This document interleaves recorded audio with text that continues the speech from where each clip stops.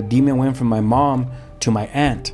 And then my aunt got possessed. She was standing over the stove. She kind of looks at us and smiles and just drops her head on the stove while the fire was on, and her hair just caught on fire. And we're like, is that for real? Yeah, I'm being honest. There was this guy friendly with all the kids from the building. He would have us come over. He would buy you stuff. For us, candy was big. He had a ditching party. It was on the 6th floor. And he invited all the kids to go down there, so we did. And he would go around and molest the kids. And I remember once he came to me, and even family members. My uncle started confessing to me the neighbor was molesting him. He didn't know any better, so when he came to us and started molesting us, what did he do? Just touch you? No, he would make us, suck his penis. But within a year, we lost from 17 or 22 homeboys to gang violence. I used to like more getting off and doing just the stabbings, and I put it to my head, and I said, "Hey, homie, check this out.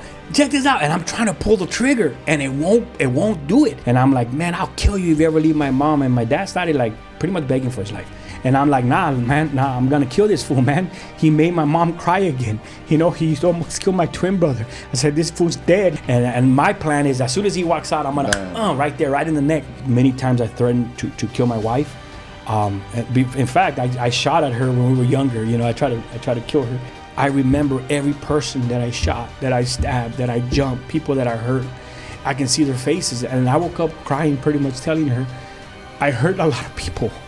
And I was like, they were just kids.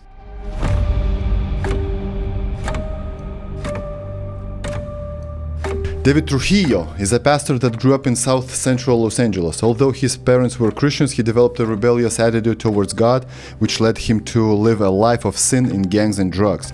Though many hardships and trials, God led him to Calvary Chapel Chino Valley. After being invited by a friend, David received the Lord and was saved at the age of 19. God miraculously transformed David and started to train him for a mission that David was not yet aware of.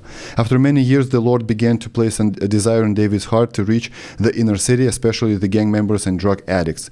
In 2003, Pastor David Trujillo planted a church in South Central Los Angeles and started to preach the gospel and teach the word. People were drawn to the church and change began to occur. Because of the passion of Pastor David, many people, including gang members, are turning to Christ as their personal savior. Thank you for what you're doing. Pastor David feels that there is a deep need for the inner city ministries and is continuing his efforts in spreading the gospel. He is gifted in teaching the word simply yet sound, which draws many lost souls. With a sincere concern for the lost, Pastor David made room in his heart and at many times his home for a generation of young gang members and the inner city youth, generating a movement of the Holy Spirit in Los Angeles. Pastor David desires to see the city of Los Angeles completely transformed through a knowledge of the Lord. Only then will hearts will be changed. Mr. Trujillo is a family man, a loving husband, and a father. Welcome to the show. Thank you. Thank you for coming. Thank you, my pleasure. I'm a foreigner, obviously, so I moved to the US only 18 months ago, right? Okay. So I don't know what LA was like in the 90s, early 2000s, even 2010s, right? The first time I got to the US was 2018. Mm-hmm. We went and lived for a few days, for a few weeks almost, in Venice Beach. Okay. And even in 2018, that wasn't that bad like it's now, right? Mm-hmm. So tell me, whether everything that I saw when I was a little kid in the movies, in the Hollywood movies, whether the Los Angeles was a great city once in the 90s, maybe in the early 2000s, or it was always like Gotham City like it is right now. Can you please take a mic a little bit closer? Closer? Uh-huh. Yeah. How about that, right there? Yeah. Well, for us, LA was pretty cool. Gangs wasn't as popular as it was in the late 80s and early 90s.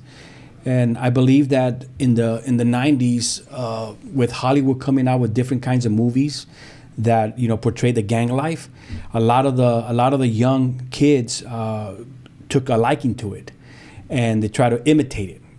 So they romanticized the gangs. Oh, yeah. They romanticized the gangs, and to be honest with you, I remember watching American Me, watching movies like Boys in the Hood, and you see. That lifestyle is appealing. You want the acknowledgement, the respect. You want the money. You want the drugs. So there was this. It was candy to the flesh, if you know what I mean. And why do you think those movies were made? Where they were made? Why? Why? I think for entertainment purposes, and I think that because the gang life in those early days, there was gangs, but it wasn't as bad, as they became, through the years. But I just think that the movies kind of it was like it was an injection of steroids, into that lifestyle, and people now wanted just to be a part of that. So the gangs weren't that big, or they weren't that violent, for instance? They weren't. Because I remember in the 80s, I think it was 86 when I first started, kind of joining the gangs. I remember it was just more of a hangout.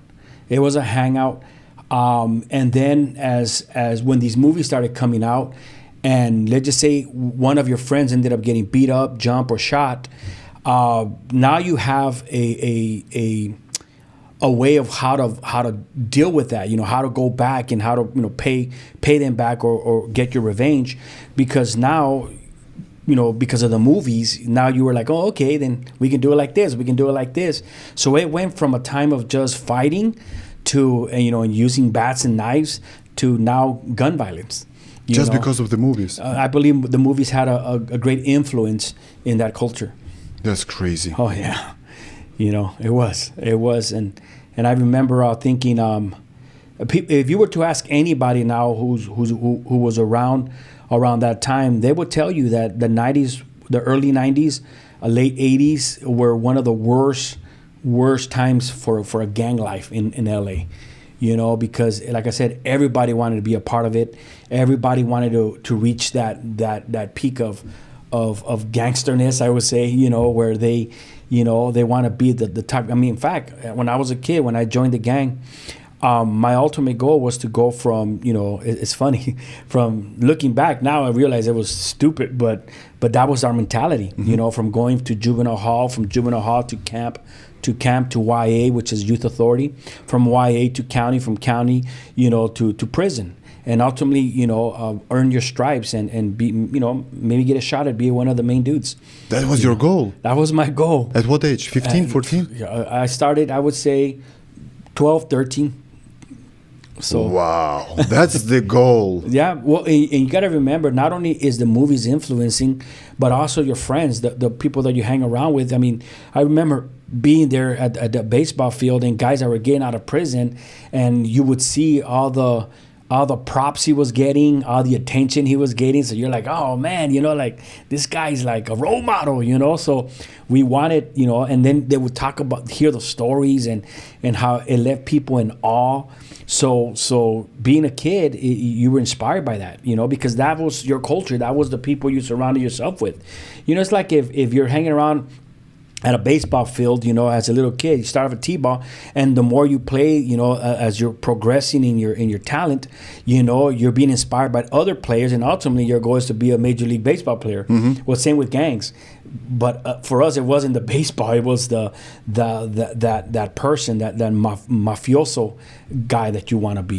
Those movies were about the blacks or about Latinos as well? Well, I remember them. You know what? Actually, it was the movie Colors. Colors was the one that brought a lot of attention to the gang life, and Colors was actually a movie that showed both the black gangs and the Mexican gangs, and it was crazy because there's a scene in the movie where the blacks shoot at the Mexicans and the Mexicans go back and they shoot at them.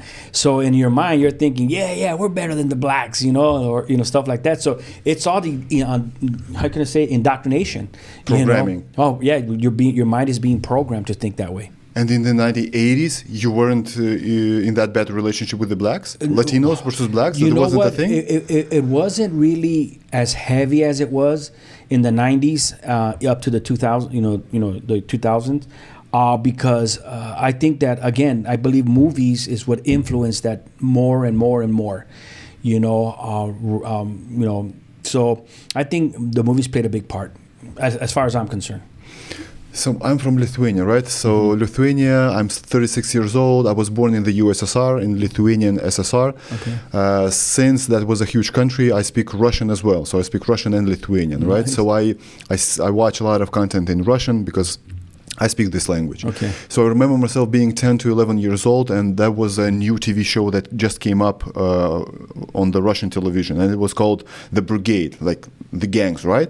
So it was, I want to say, 8 to 10 episodes max, one season only, and it influenced so bad the youth that I remember my friends, they were talking like those guys in the movies, they were doing the same stuff. So that was this touchstone of a movie that influenced my generation back in Lithuania, Ukraine, Russia, Belarus, to start doing drugs, guns, violence, and etc. And I was always amazed, like, you just watched the movie. That's it. Why didn't you do anything after you were watching Harry Potter, right? Or The Lord of the Rings? Yes. But there was something that clicked during watching that movie. And at the same time, we had these movies like the Scarface, right? Okay. Romanticizing the crime as well. 1974, I want to say, right? Then we got Goodfellas, an amazing movie, right? Yeah. But now I see it through another lens, as I was like, that's definitely just romanticizing the criminal activities and the criminal world. It's not a good influence on youth at all. Because if you notice, all of them end up dead. Yes. You know, and that's exactly what happened in the gang life. You know, if you heard, I think you heard my testimony.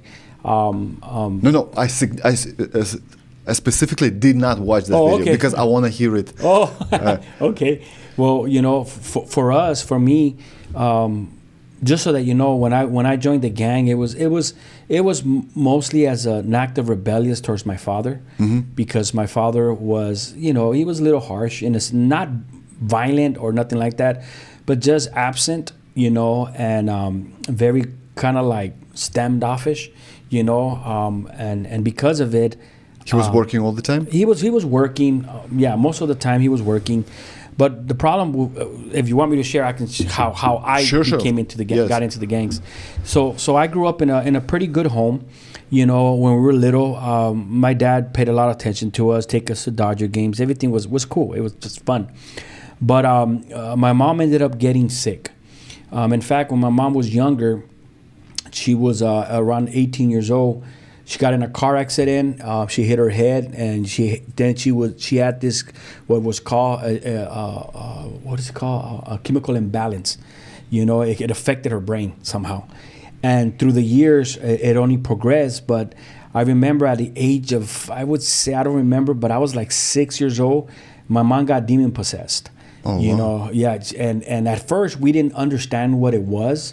I remember, and it's crazy because I still I have like this memory where I remember seeing her a certain way, and it wasn't until the interview, my last interview, where I started like really thinking, saying, you know what, I'm gonna ask some questions. So I began to ask my uncles, hey man, you know, I had this memory of my mom being demon possessed, and this is what I remember. Can you clarify it? And all my uncles like, yeah, that's exactly what happened. In fact, let me share more. And so they kind of like built my memory, or opened up these doors where I can, you know, I got some answers. But how did it look like for her to be demon obsessed? There's a movie called the Exorcism of Emily Rose. I don't know if you've ever seen that movie. An old one. And there's this one movie, there's one part in the movie where she's actually twisted on the ground, like, you know, she's on the floor all twisted. So I remember when we were little, me and my brothers, we went in, and my mom was, it was weird. Her body was twisted, her jaw was to the side. She was making all these weird noises, and it was freaking us out because we were like, Mom, and she was like, yeah. That's for real. Yeah, it really happened. So I remember my grandma, her best way of explaining to us her situation without telling us that she was possessed was that because she ate late at night, that's what happens when you eat late. So in our minds, we were afflicted with this lie that if we eat at past 12 o'clock, we're gonna get twisted. But that was my way of my grandma. Don't eat at night. Don't eat at night. Now that I found out it's true, I started to eat at night, and I get up all this weight. So that was. But I remember that during that time, my mom would curse, and it was weird because my mom is Spanish. She's a Hispanic. She only speaks Spanish, not English. So when she would say words in English, we're like, well, what? And like, what's that? You know, and we were little, so it was confusing. But then I remember some religious, I think it was a priest that walked in, and I remember the priest pretty much trying to cast the demon out, and we were all there, and somehow I think the demon jumped out, and we were running outside because it was kind of scary. So we ran outside, me and my brothers, and the priest shut the door and told us, don't go outside, keep those doors closed. We gotta cast this demon out, something like that. Again, it's blurry a little bit, but I remember afterwards. So the demon, supposedly what happened is that the demon went from my mom to my aunt, and then my aunt got possessed, and she literally stood on the table, and she was looking up, of course, with her eyes. It was weird. I know it sounds kind of movie-ish, but it happened, And I remember she was just standing like that, and she was claiming to be the Virgin Mary. So she was accepting like this worship, and I remember I told my uncle, hey, did she live from the ground? Because I remember like she was on the what do you call elevated? No, what's the word? Levitating. So I was like, did she levitate? And so, but I never said anything because I was like, nah, it's my imagination. Until my uncles, a few months ago, we were talking, when he said that, I was like, oh man, I knew I saw that she was, up in the air there. And so after that, it was like my mom's sickness just got worse. She started like she was later on diagnosed like a 3-stage I think it's called, she had a chemical imbalance, a 3-stage something, kind of like with schizophrenia type of thing. And so from that point on, my mom in her sickness tried to raise 3 boys. So it was my brother Johnny, who's my oldest brother, and my 2 other brothers, my other brother Angel, who's my twin brother. I'm a twin. So she was trying to raise us up, but because my dad was absent, we got we took in the full blow of her sickness, where my mom would do things and say things that was not normal, And what do I mean by that? For instance, my mom would when she wanted to get our attention, she would bodily harm herself. She would do things like, I remember once she was standing over the stove, and she called to us, and we looked at her. Me and my brother are looking at her, and she kind of looks at us and smiles and just drops her head on the stove while the fire was on, and her hair just caught on fire. And we're like, Mom, what are you doing? Like little things like that. Is that for real? Yeah, I'm being honest. There were times where we would walk into the restroom, and my mom was on the floor, and we would catch her with she would drink pills to try to kill herself. So we caught her like that, and we would call my dad, and my dad would come. So there's a lot of things that we were exposed to at a very early age. And how old were you at the moment? We were about six years old, around that age. And like I remember one day we were watching some cartoons. I said Woody Woodpecker on my last interview, and my brother said, "Was it Woody Woodpecker, bro? It was, the Smurfs." And I was like, "Well, whatever, man. It was a cartoon." It's like I can remember every detail. But we were watching the cartoon, and my mom walked in with a hammer, and she said that it was the devil's, that was a tool of the devil, and she just started breaking the TV, and we're like, "Mom, what are you doing?" So we were brought up with my mom's sickness. During that time, my father got saved. He became a believer. And my dad immediately started being used by God. He became an evangelist where he would preach in the streets of Hollywood. So we would go, and God was using my dad a lot. But what happened was that this church is called the Fundamentalist Army. It was a Baptist church. They became very possessive, and they were very legalistic, to the point where they were pretty much telling my dad to sell his house, and they took all his money, and we went from being okay to having nothing. But what happened was that they had these home churches, right? So on Sunday we would meet at a certain place, and throughout the week, like a Friday or a Wednesday, we would meet at different homes. I mean, it grew to about 1,000 people, that this congregation, but they started controlling people, and so I remember one day we all got food poisoned, and we were literally really bad, and we were calling my dad, and my dad wasn't responding. And to the point where finally, in the morning he comes, and he realizes that we're all in the hospital because it was really bad poisoning. And my dad got upset with the pastor and pretty much told him, "Hey, listen, why didn't you tell me? That's my family." And he was like, "Well, because we were at a meeting." And I remember when we were trying to call him, and they would tell us, "No, God comes first. You guys gotta have to wait." And they wouldn't pass us the phone to my dad. So anyways, things like that. And my dad didn't leave the church; he still stayed there, and they were still controlling. But in the process, our home became like a home to help other people. So people were living with us, and these were people that came to America, that crossed the border illegally. So when they were living with us, we're talking about girls and guys, different ages, living in our homes. It was during that time that me and my brothers got molested. We got molested by some girls and then some guys, and I'll be honest with you, we kept it to ourselves, and then there was this other guy who we ended up moving to a place called 9th Street in Burlington, and there was this guy who actually was very friendly with all the kids from the building. And what he would do, he would get us, he would have us come over. If you did what he wanted you to do, he would buy you stuff. For us, candy was big. You know what I'm saying? So candy, he would, and I remember one day he had a ditching party, and we were in elementary. He had a ditching party. It was on the 6th floor. And he invited all the kids to go down there, so we did. And when we got there, he had pizza for us. He had soda. He had pornography playing in the background. And he started making the kids, play with each other. So we were all right there messing with the kids, playing with each other and all that. And when you're exploring that at that age, you know what I'm saying? You're like, oh, this is cool and all this stuff. But what happened was that afterwards we would fall asleep. And he would go around and molest the kids. And I remember once he came to me.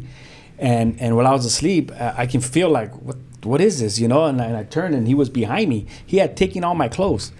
And so I remember like kicking him and jumping out and saying, what are you doing? What are you doing? He goes, no, calm down. I said, nah, this is stupid. This, and I ran out, And I remember, in telling my brothers, man, we got to tell my dad. So we told our dad, and our dad didn't believe us. So he didn't believe us. He thought that we were lying. So it got us inside. We were angry, because not only were we molested by this guy, but there was other people in our church that were taking advantage of us since we were little. And even family members, and I won't say their name because, they already apologized. We moved on. But we had family members that I found out later because of the movie they're making of my life. Mm-hmm. I had to kind of talk to him and kind of explain to him, listen, this is what happened in my life type of thing. I need you to know that it's going to be in the movie or at least a piece of it. But I'm going to change the name. And it was sad because my uncle started confessing to me that he didn't realize what he was doing. He was young. So back then he was bigger than us, right? But I realized he was only 14 years old. And then he confessed to me that the neighbor was molesting him. So he didn't know any better. So when he came to us and started molesting us, what did he do? Just touch you? No, he would make us, suck his penis. So and remember, he's 14 years old. He was 14 years old. He was about 14, 13 years old, and this is what he told us, and he told me, mijo, I'm sorry, I was being molested, like I didn't know any better, and so now as an adult I understand, what I mean. But to a kid at that age, it's very traumatizing, So anyway, so we had all that to carry. We understood that my dad didn't like gangs because I had an uncle who was older than us. My uncle was an OG, original gangster, right? He was one that he would sell heroin. He was a drug dealer. He had guns. We called him Choco, and we looked up to him. But we knew that his lifestyle bothered my dad. So what happened was that we started claiming gangs in a way to get back at my dad for not believing us. You know what I'm saying? So when we went to the gang, because of my uncle, we had easy access into the gang. People respected us and were very receptive of us because of my uncle and the reputation that he had built. So we immediately were liked, accepted, and next time I knew, when we were in the gang, some of these guys that were gangsters, there were people that I knew when we were little. So it was like, hey, what's up? It was like a reunion. So it was easy for us to click into them. But not only that, the bond was created even thicker or stronger because we had past relationships when they were younger.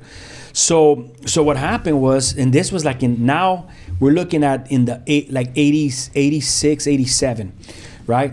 So that's when things began. At first, everything was fine. Those movies came out. Everybody was all about, getting better, being crazier, the downest and everything. So I remember the first murder that I experienced. And it was my homeboy Lazy. Well, he wasn't a gangbanger, even though I got rebuked just a few months ago. Oh, he wasn't from Harpies. What it was that his brother was from my gang. He was just his little brother who knew us because we were all young. He was 14 years old. I actually have the article in my phone. Someone sent it to me, and I was like, oh man, brought back memories. But I remember that night. We went. And we saw him there at a laundromat, and we're talking to him. And I'm trying to persuade him. Me and my brother are trying to persuade him to join the gang. Come on, join the gang. He's like, nah, bro, my brother would kick my butt. He'd be like that. So he was very innocent in that sense, But he dressed like a gangster because his brother was a gangster. He was looking up to his older brother. So we tried to get him to get into the gang, and he didn't. But we ended up leaving, and a couple of days later, or was it the next day? I don't remember exactly. But I remember we were at a carnival, and somebody came in running saying, hey, they shot Lazy. We called him Lazy because he was a lazy dude. So they shot Lazy, and we were like, what? Like, yeah, man. We heard the gunshots, so we ended up running to where it actually happened. And I remember when we got there, the ambulance have not gotten there yet. We got there a little bit before the ambulance, and looking over him and seeing, oh my goodness, I mean, literally half his head was almost blown off. And based on what I heard from those that were there, the car drove up, asked them where they were from. They said where they were from. They shot, and as they were running, they hit him on the leg. He fell. They got off the car and just shot him with the shotgun. Blew pretty much his head. Now, they didn't blow it away, but it was filled with pellets. And I remember when we got there, and I remember just thinking like, man, this is Lazy. Like, and I looking at his shoes, I'm like, I was just trying to take it in. I was maybe 12 years old, 13, around there. And I remember just taking it in like, man, what's happening here? Like this is not real. But inside, that's where my love for the gang began to grow. Because I realized, man, that's my little homie. He just got killed by this gang.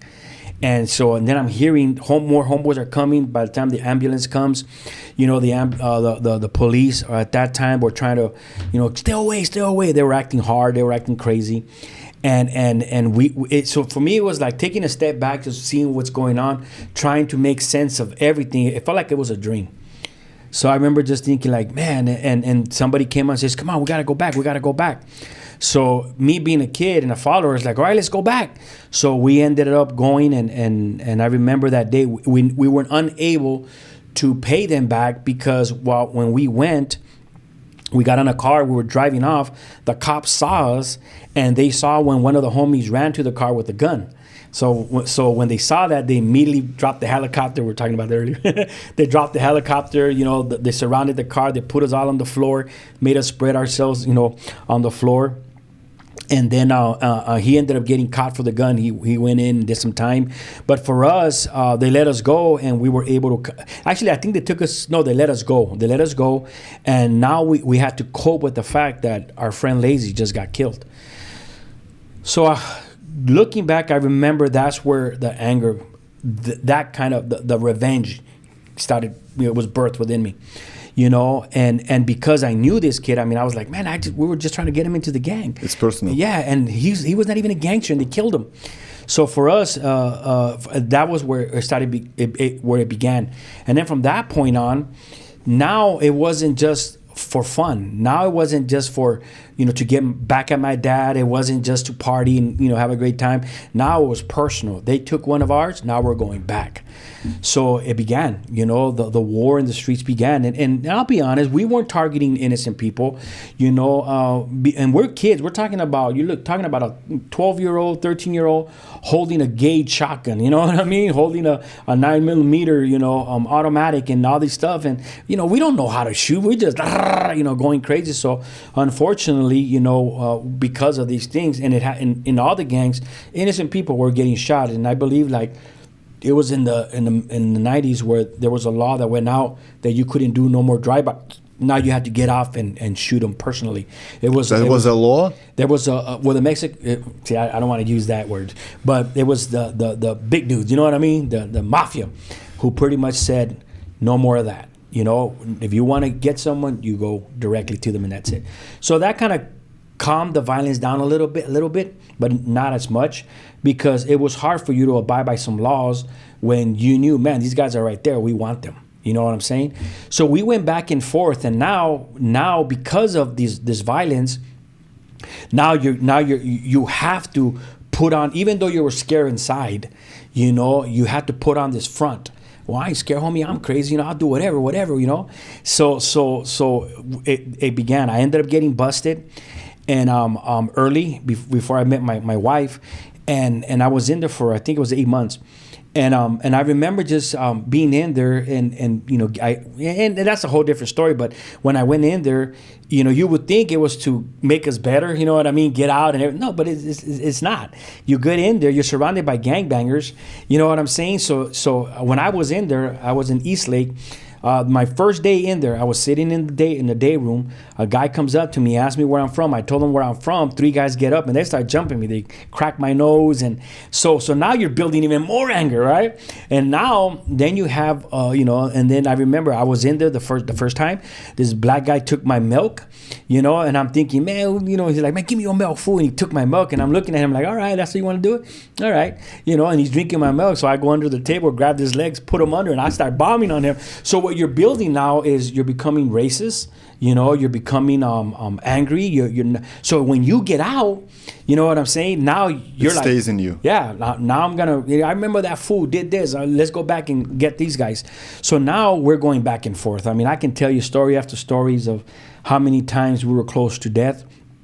And so now what started as fun, it became very serious. You know, I was going around telling people that in that 1 year, within that a year, let me say it like this, not 1 year, but within that a year, we lost from 17 or 22 homeboys to gang violence. You know, a lot of them were my friends, like beginning with Lazy. There was another guy named Bronco. His name was Tony. He had just been in the gang for about, I would say, 2-3 months. You know, he was 17 years old, and he was staying at my house. I was considered one of his older homeboy, you know, because I've been there longer than him. And looking back, I realized I was only there a year longer than him, you know. So I remember he was staying at our house. He ended up getting caught for something. It was his first time offense, so they let him out. He came back. He didn't want to go to the neighborhood, but I didn't want to go to the neighborhood by myself. So I'm like, come on, let's go, dog. And we used to live in a rival gang neighborhood, so we had to walk through there. So I didn't want to go alone because I needed some backup, you know. So I finally convinced him to go. We made it to the neighborhood, and we're hanging out. And it's me. I'm sitting in the car. There's a few homegirls from the neighborhood, and I see my brother, another homeboy. They call them Wicked, and Bronco. They're coming up to me because they wanted a cigarette. So I had a cigarette. I had a brand new pack of cigarettes. So they came up to me, hey, give me a Frauens. And so I give them a cigarette, and Bronco's in front of me. And when you least suspect it, you just hear pa pa pa pa pa pa pa pa, all these gunshots going out. And I remember ducking, and I remember being grazed by the bullet from my neck from here to here. And my brother Johnny, he ended up getting shot in the leg. My other brother, my friend, my homeboy, got shot in the chest, and my homeboy Bronco got hit in the heart. It was a .22 rifle. It was a small little bullet. But you know how it is. He said those are the most dangerous bullets because they travel once they hit you, you know. Mm-hmm. So for some reason, because he was a bigger dude, it didn't drop him right away. He was able to say, hey, take Johnny and, you know, Moreno and Wicked to the hospital. Take him to the hospital. And so they were put in a car, they took him to the hospital, and then he comes up to me and says, hey, David, he goes, he can't remember my nickname, but he says, hey, David, can you just check my back? Something's burning, bro. Something's burning. So I remember I lifted his shirt, and I saw this little hole, small little hole. And I mean, I didn't know, you know, when you think bullet holes, you think in movies, right? Like big old things and everything splattering. So I was like, hey, bro, I don't know, but you got a little hole, man. I think you got shot. And he started panicking. He started freaking out. And I remember he collapsed. Just boom, he just fell to his knees. And I'm looking at him and I'm saying, Bronco, what's going on? And this is where I believe the Lord began to speak to me. Before I finish that story, let me explain why I say that. At the age of 9, I used to go to a church called Victory Outreach. And I remember there was an altar call made. And I walked up to receive the Lord at the age of 9. And I remember telling God, Lord, I don't know what's going to happen to me, but please don't ever let me go. You know, that's my prayer. Because, again, after my dad got saved, we were surrounded by, Christian teachings and stuff. I believe the Lord had his hand over my life throughout those years.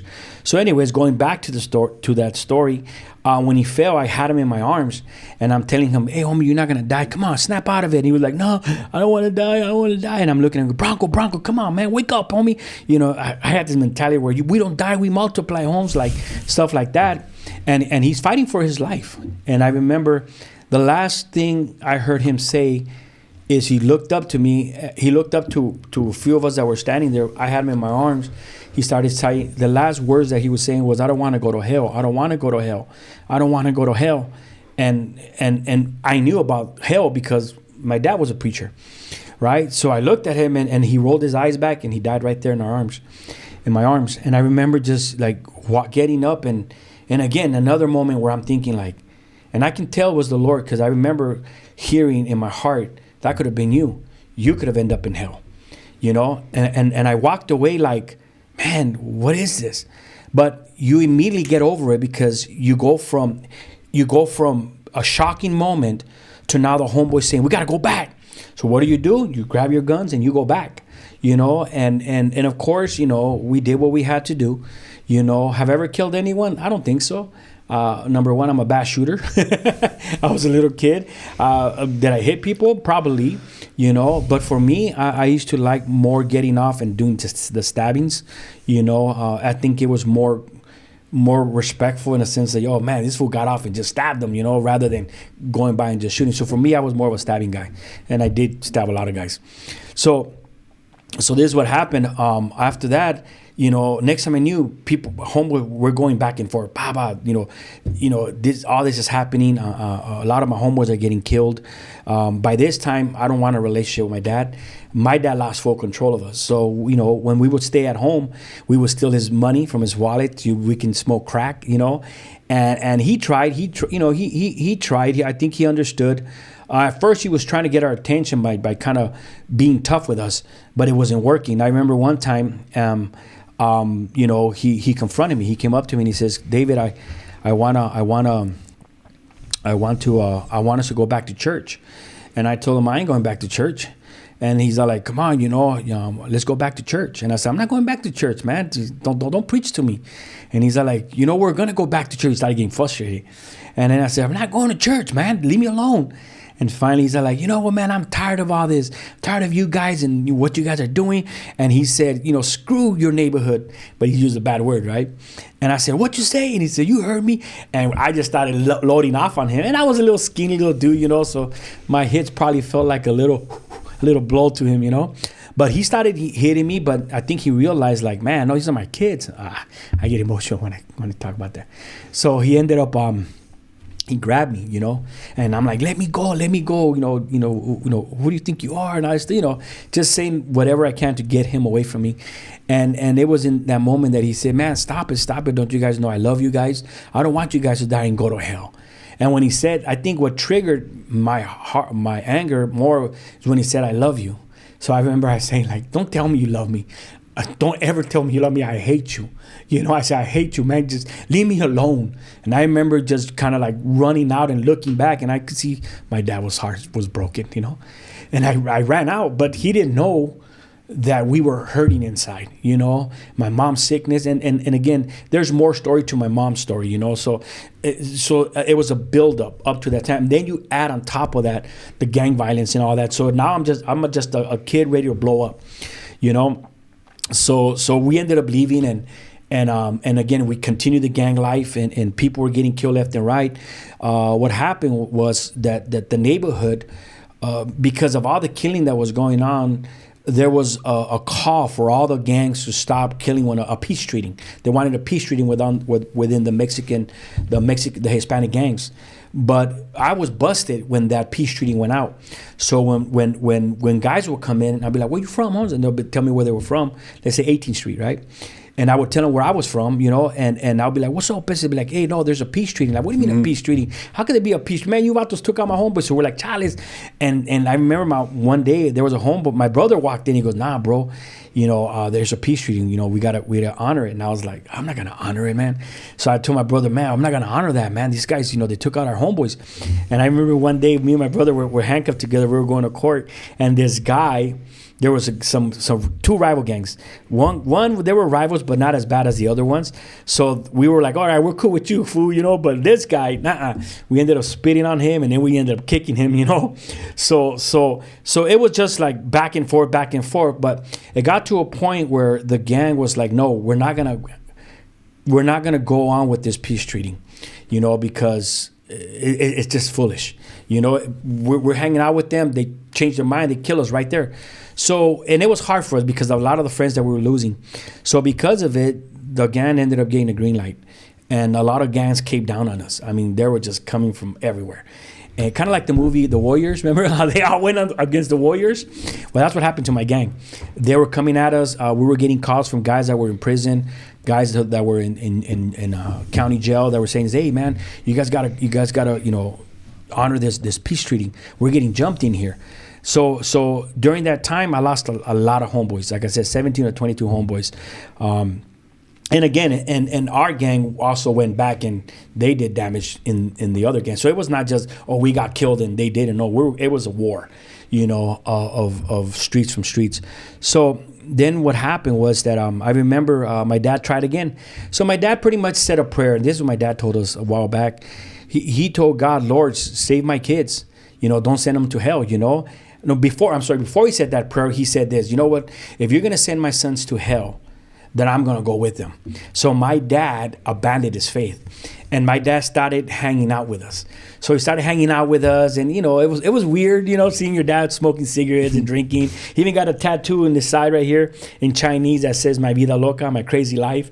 And we're like, "Dad, you never had a crazy life, We drove you crazy, but you didn't have a crazy life." But in a way, in my heart, it felt like, okay, he's making an attempt, because we're humans. We still have that tender spot in there, So I'm just kind of like, all right. And then what really, really touched my heart is that one day he said, "Look, mijos," he goes, "I would like if you guys come to Thanksgiving with my family." And I told my dad, "Dad, we don't want to do that." I said, "Look, man, I know how your sisters are, man. And my dad's sisters, my aunts, back then, they hated gangs, and for what they represented, and rightfully so. I get it, I was young, so for me it was like whatever. So I told, "Look, Dad, if we go, man, they better not tell us nothing. Right?" So my dad's like, "Don't worry about it, We talked to them. I said, "All right." So me and my brother ended up going, and it was actually in a rival gang's neighborhood where they were having the Thanksgiving dinner. And me and my brother are sitting there, and there's a quietness. We're all dressed with our big old pants, bald headed. Just looking like gangsters. And there goes my aunt. "Your dad doesn't deserve to be treated like that." And I'm like, "Don't even go there, man. Don't even go there. You know what? What about your mom? She's sick, and you guys are making it worse, blah, blah, blah, blah," like that. And they just kept on. So I'm like, "You know what? Screw all you." I got up, started cursing, and I told them, "Man, you guys are lucky." I got a knife, and I told them, "You guys are lucky, man. I will take you guys out, man. You guys don't even know who you're talking to like that."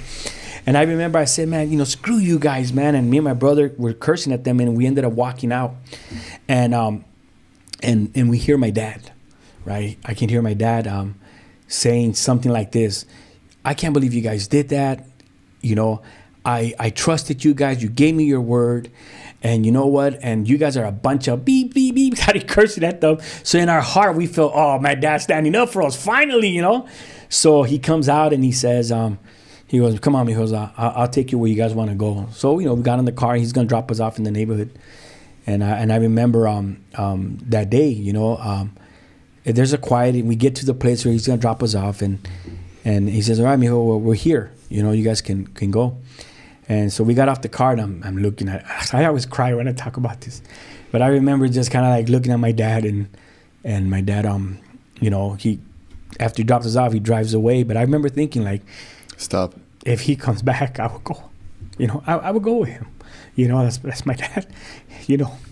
But you learn to swallow them tears, you learn to just put it behind you and you keep on, because you can't show weakness. You still have to maintain that person, right? So we went back to gangbanging, and things got worse, man. Like I said, there's so many war stories, man. I'll bore you not bore you, but I will be here another 5 hours. But then I met my wife. My wife was from the same gang. So I met her when I got out the first time, and we went breaking up and stuff like that, and we got back together and stuff like that. But there was another time where the Lord spoke to me. Actually, 2 more times. The first time is I was with her. It was around Christmas, and we were standing at a AM PM, and a car drives up, asks us where we're from. They pull out a gun. I remember the gun not going off. They ended up laughing and taking off. So in my mind, I'm thinking I was a fake gun. Like, come on. We're still kids, it's not connecting yet. And so they take off in another car. My homeboy comes up behind us and says, come on, let's get these fools.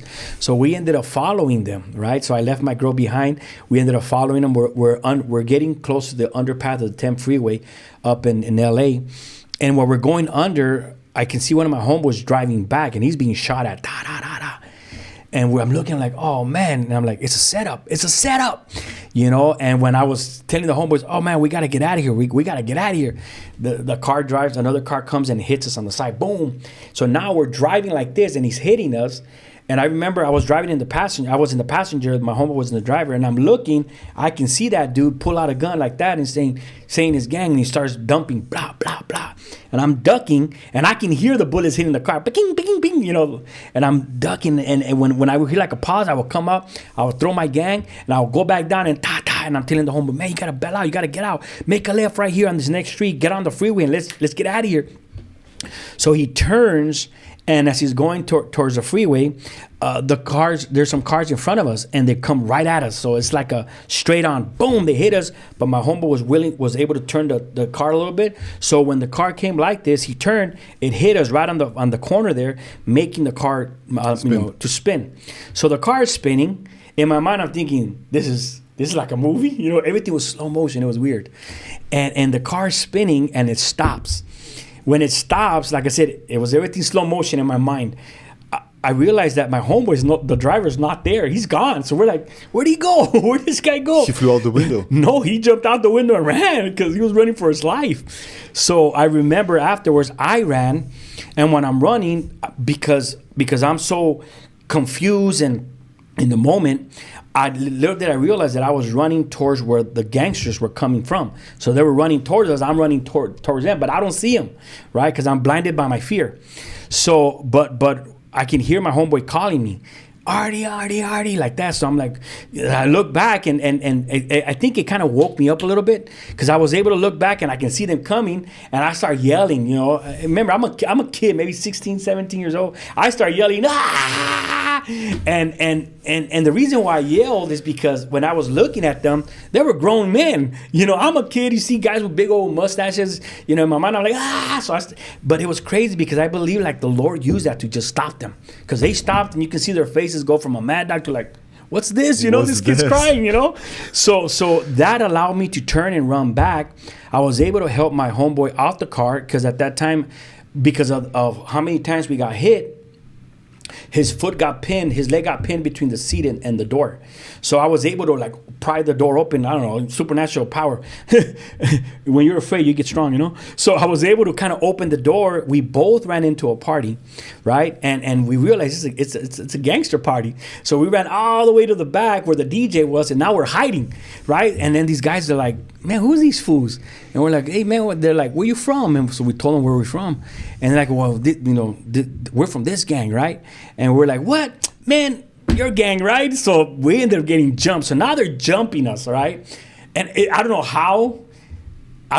how it happened that we were able to run out of the party while we're getting beat up. And the way I see it in my mind is that maybe there were too many of them, and they were all trying to get to us that they couldn't get to us. You know what I'm saying? So we were able somehow to get away. And I can feel the blows, in my body. And when I got out of the party, he ran to the left, I ran to the right, and I can hear him screaming. And when I look back, they're beating him up with bats. So in my mind, I'm thinking, you can't go back, man. It's stupid. Hey, to every man his own, So I'm running, and that's when the car stops right in front of me, boom, like this. And it was the guy, I think it was the guy that was shooting at me at first when we were hitting, because he gets up and he puts the gun, and he's like, hey, what's up? I was like, where you from? And so I told him where I was from, and he tries to shoot, but nothing happens. But I remember just like looking at him like that to the point where he finally hits me with the gun. He hits me, I fall to the ground. I don't know why I was thinking this, but I remember thinking, play dead. Because I'm a kid, I'm like not. a possum. So just say, act like a possum or something. But I can hear he's trying to unlock it. And I know it was the Lord, because I can hear, get up and run. Get up and run, right? So when I looked, I see that he's struggling, so I get up and I start running. So I can tell he unlocks the gun. He gets it unlocked, and now I'm running across the freeway. Right? I felt like Frogger. I felt like Frogger, like stopping. Like I told you, everything felt like slow motion. It was weird. And then I can just hear, I can hear the gunshots, and you can hear, you can hear those things, right? And I'm saying, God, please don't kill me, Lord, And I'm just kind of like, oh man, I'm dead. I gotta get to the other side. Well, by the grace of God, I didn't get hit, but I was able to get to the other side. But I was exhausted. My body was in pain because, I just got jumped, and I'm thinking, man, I got to go back for my homeboy, And next time I knew, I hear some noises, and so I look up, and it's my homeboy. So he's like, oh, help me. So I was able to grab him. We got together to the thing. We fell where the bushes were. We're laying down there, and I tell him, hey, they call him Sparky. Hey, Sparky, we got to get up, bro. They're going to find us. They're going to kill us here. I can't walk. Bro, you got to walk. Come on, let's go. So I grab him, and we start taking him. And so I made it to where my wife was, and when we're like, hey man, we gotta go back. Davo, that was the driver. Davo's back there, man, and he comes out running. No man, I'm right here, dog. I'm okay. I jumped out of the car like, bro, we're over there worried about you, right? But it was crazy because my wife, she tells me that she thought we were dead. All she heard was the gunshots. I was all dusty, right, and had a big old bump in my for where I got hit with the gun, and I remember that day thinking like, I could have been dead. I could have been in hell. So every time that something dramatic happened to me like that, I always thought I could have been in hell. And I know it was God looking back. He answered my prayer when I was 9 years old. So anyways, that went on. So the final time that I heard the Lord was when I was praying Russian roulette. I was playing Russian roulette at her house. I'm so happy you're doing a movie, bro. I'm going to go and watch it. I hope they do it good. I hope they do it in service. Because, anyways, we'll see. But check this out. So what happened was that I was playing Russian roulette, and this is not in the movie. I was playing Russian roulette, and my wife was busted at that time. She went to jail. And so I was staying there, and her little brother, or older brother, we call him Diablito. We were getting high. We would get high with him and stuff like that. And I had a 38. My homeboy let me borrow a 38, right? So I would carry it with me and stuff like that. So I wanted to play a little prank on them. So what I did is I took all the bullets out from the 38 revolver, and I kind of put them right there, and I grabbed the gun, and I put the gun down, and I think I turned to grab a cigarette. I don't remember what I did, but I took my attention away from the gun, right? But when I got back, I grabbed the gun, and I put it to my head. And I said, hey, homie, check this out. And I'm trying to pull the trigger, and it won't do it. And I'm like, man, what the heck? And I'm going like this. And her brother, my wife's brother, says, what? No. So he runs at me, and he hits my hand. And boom, the gun goes off, right? It was so loud that it threw me down. Like it made me come back, and I fell, and I was on the bed, and everything was black. And I can hear that noise. And I'm saying, I'm not dead. So I got up and, I got you guys. But I was shaking, And I remember just thinking like, man, I could have been in hell. So every time something like that, like I told you, it was like the Lord saying, hey, stop it. Get right. Because I knew about the Lord, So life still went on, right? My mom in her sickness, she tried to, her thing was to her way of telling us to change was, mijo, take off your pants. Like, not in a bad way, like change your pants, you know, because we used to wear size 48s. Back then when you're skinny, they're big, you know, 50s. And she would tell me, please, you know, change your clothing, you know, please do it for me if you love me. Like, mom, stop it, you know, this type of thing. But you know, we ended up, you know, doing that. And then what happened is me and my girl were broken up by this time, you know. She went her way, I went my way. And I remember I ended up getting busted when I had gotten out. My dad moved us out to Rialto so that to get us away from LA, which is about an hour, 5 minutes away from LA, from Los Angeles. So we were staying there. By this time, I had another friend. His name was Henry Altamirano Gumby. He was my best friend. This guy was, to me, he was my best friend. Like, we did a lot of stuff together. He was 1 year older, so he would always call us mis carnalitos, you know, and he would like look up after us, you know. He was a guy that like always wanted to party, and when we did something, it was like the cuates and Gumby, right? So he was like he became like a big brother, because at this time my other brother went into prison for murder. So he ended up killing a guy. He ended up found guilty, and he ended up doing 25 years to life. He's out. He's been out 10 years now, by the grace of, and he's a believer. So praise the Lord.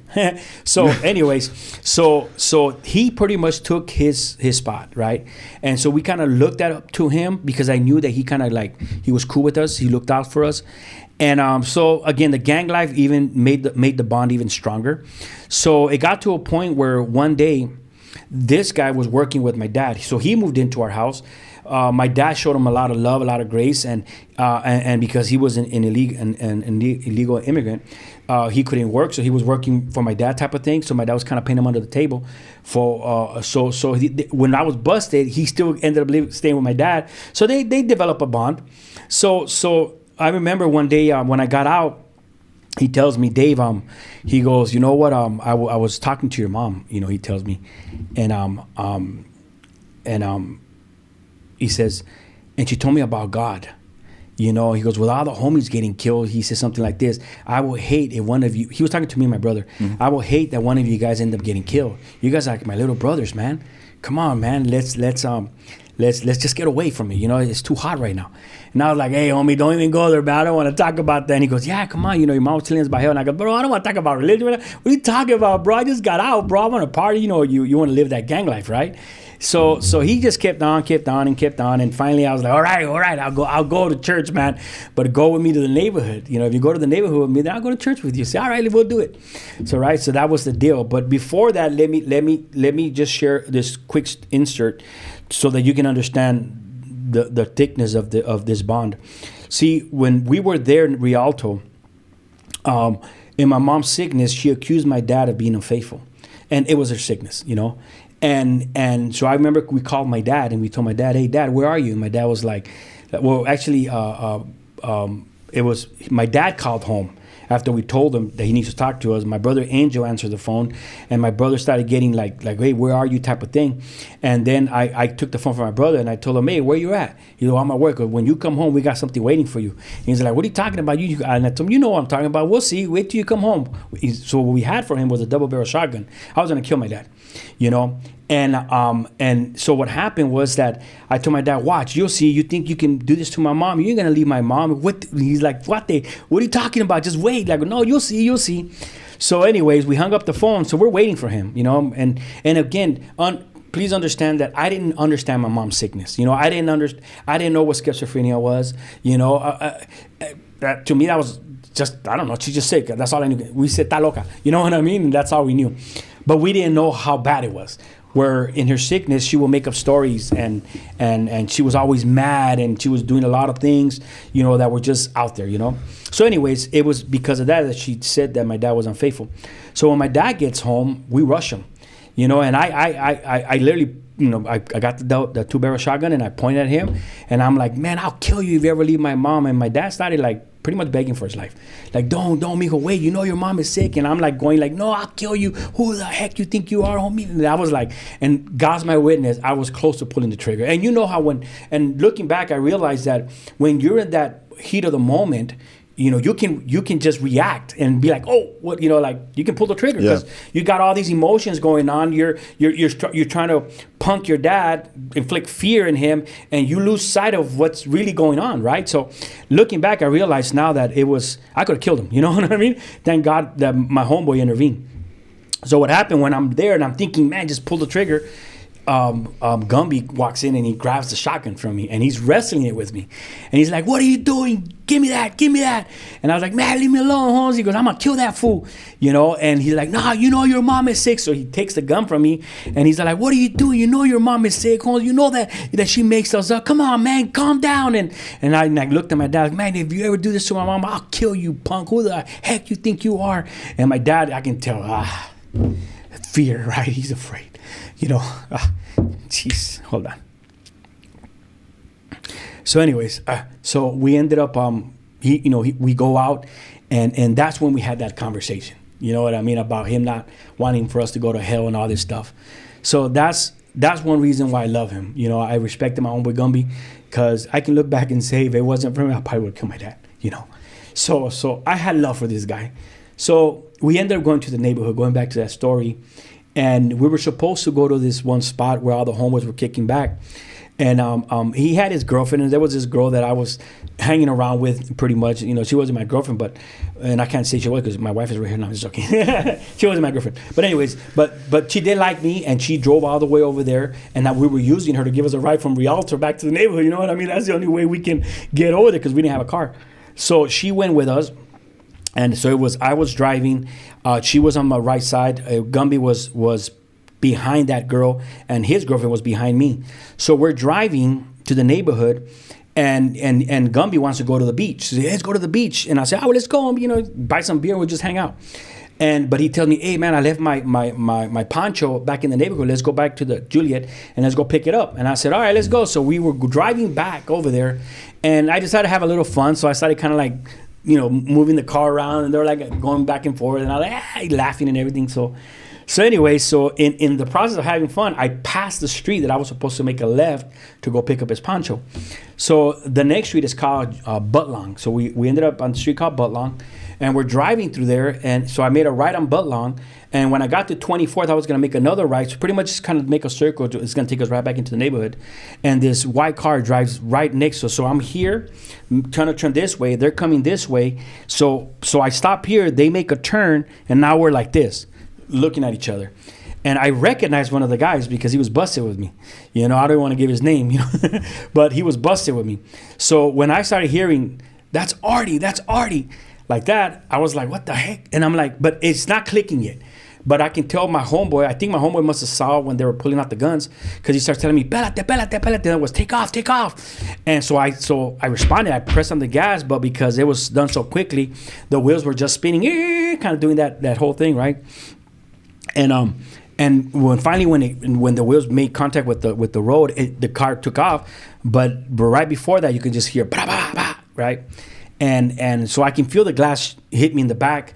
And I'm like, you guys okay, man? Everything cool? And I can hear his girlfriend start screaming. And I'm like, oh man. So I look back and he got hit twice in the head. Oh wow. And he's shaking, kind of his eyes are kind of doing this thing. So I can see he's shaking, and I start saying, no, not Gumby, man. Gumby, come on, homie, wake up. So now I'm freaking out because my best friend just got hit, So I'm driving him to the neighborhood. And I didn't know what to do. So I get to the neighborhood. People don't know who I am because I'm driving that girl's car, right? I just, when I got to know her, I kind of put the emergency brakes on. The car stopped. Homeboys ran like, hey, what's up with this? Who are these fools? And I jumped out saying, man, they just killed Gumby. They just shot Gumby. They shot Gumby. Man, take him to the hospital. I didn't realize that, but I was like, I was losing it, But my twin brother was able to get in the car. And he says, come on, we're going to take him over here. So they ended up taking him to the hospital. But my brother was telling me that when he was in the car, he didn't know all he saw was the brain mass coming out, right? And there was blood coming out. So he figured, well, I got to stop the bleeding. So he puts his hand, and he explains to me that all he felt was like a pressure in his hand. The blood's trying to squirt out, and he's trying to keep it in. And he said that it was just like a dream, and he ends up taking him to the hospital. I find out where he's at. We end up going over there, and we're pretty much telling them, hey man, what's going on? Let us in. They wouldn't let us in because they wanted family, but he had no family. His family was up in Nicaragua. So I called my dad. I told my dad, you got to get down here, man, because they're not letting us in. You're his what do you call that? The one that a sponsor? No, not a sponsor. Like guardian, his guardian. So my dad got there. They were able to let us in, and he stayed alive for about a week. But he was brain dead. Half his brain was gone. And I remember walking in there and saying, hey, Gumby, come on, homie, come on, you gotta pull through this one, man. Let's go to church, you need Jesus, come on. I don't want you to go to hell, homie, come on. So I started like preaching to him, and I remember just like just saying, God, please don't take my homeboy, and I remember like my uncle Cuco comes in, and I'm telling Cuco, tell him about God. I don't want him to go to hell, So Cuco starts telling him about the Lord. We waited, and next time I knew, he ends up dying, and it was crazy because that day we were waiting there. We were just mad because he died, and it's crazy because there's a gang that is connected with the other gang that ended up in the hospital. So when they were there, and they told me, hey, these vatos from this gang are right here, and I go, those are the fools. So we ended up literally chasing them, jumping them, and we beat them down there in the hospital. And so we had to go back. We had to do what we were supposed to do. But by this time, now my heart is cold. I'm mad at God. I don't want anything to do with God. And there was this one guy from this rival gang that was in the neighborhood. And he would come and preach to us, right? And I would tell the homeboys, nah, man, that fool's undercover, man. He's hiding behind the Bible. And we would literally jump the guy. We would jump him, And that was my way of getting at God, like saying, like, come on, you kill my homeboy, And I remember thinking like, I don't want to hear about God. I can care less about God. Here's my homeboy who was trying to take me to church, and then you want to slaughter him like an animal. I'm done, So I did go cold. I really didn't care much about God. By this time, I think I'm 17. Again, I get back with my girl. I start, she gets out, she ends up getting pregnant. And we ended up moving to Ontario, and I had secret plans in my heart, and that is to take the neighborhood from LA to take it to Ontario, right? You know what I'm saying? Kind of expand, but because I loved her and I didn't want her to leave me, so I was like, no, we're gonna a better life. But in my heart, I was like, no, I'm still Harpy, that's who I am, In fact, that was one of the reasons why she didn't want to be with me, because she knew that my goal was to go from this to prison. You know what I'm saying? So anyways, that's a whole different story. But then what happened was that we moved out there, and her little brother and my brother end up in the store, right? They're shopping because they moved in with us, and they're gonna get in a fight with these guys from Ontario, right? So they're gonna get in a fight, and this guy named Robert jumps in. And he stops them from getting down, and he starts preaching Christ. While he's preaching, he recognizes the other guys. They were supposed to go to church with him on Sunday, but they never ended up going, right? So he was like, hey, what's up, man? You guys were supposed to. And they're like, nah, we're cool. And they walk away, leaving him with my brother and my wife's little brother. So he ends up witnessing to them, talks to them about God. They exchange numbers and stuff like that. So Robert made his way into our house. First it was phone calls, and when we would get on the phone, he would tell us about Jesus and all this stuff. Then he started coming around, and inside I was getting bothered by it because I was like, man, come on, man. Like, I don't want to hear about this. I called it crap. I don't want to hear about this crap. I'm done with this. But I'll be honest with you. I think it was a personal goal to make him stumble. But this guy knew his word. He knew his word, man. So in any question we threw at him, he had answers. So at that time I was getting high, and it was crazy because we were getting high with my cousin. My cousins didn't really want to hang out with me when I was in gangs because they were afraid of us, And so now that we have moved out there to their area, we're kind of away from the gangs, he kind of like started hanging out with us. So we started getting high with him. So now we were like, oh yeah, they're cool, man. I remember once we were getting high, and he said something about gangs, and I said, what you say, bro? And he's like, oh no, nothing, man. I'm sorry. I go, but we're both high, and I'm like, what are you talking about? Oh, no, I'm sorry. I didn't mean it like that. I go, what are you talking about? I go, bro, you're my cousin. I'm not going to hurt you, man. Now, come on, man. I can tell he was afraid, He thought he had disrespected me. So anyways, so we ended up getting higher. We're building a relationship with them. And then what happens was that one day I come home somehow and I caught my wife, girlfriend back then, talking to him. So I was a jealous, I was a jealous freak. I was always jealous. So in my mind, I knew that this guy wanted to be a sheriff. To me, he was good looking. I'm over here all skinny. This guy was kind of buff a little bit, So I'm thinking, he's trying to pick up on my girl. So I kind of like pulled him aside and I say, hey, bro, can I have a word with you? He goes, yeah, what's up? I go, look, homie, I did away from them, because I didn't want him to think that, I didn't want him to know what I was doing. But I pretty much told Robert, hey, Robert, I go, look, check this out, homie. I told him, I already heard what you got to say. I don't want to hear that no more, man.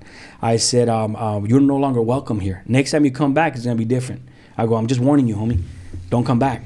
So he looks at me and says, all right, I won't come back. He's like, if you go to church with me, he tells me, if you go to church with me on Wednesday, and in my mind, I'm thinking, yeah, I'll do it. I didn't even hesitate. I said, okay, I'll go, because I'm thinking, I go to church, he doesn't come back, then she's not going to end up with him, type of thing. Amazing. So out of jealousy, I went to church.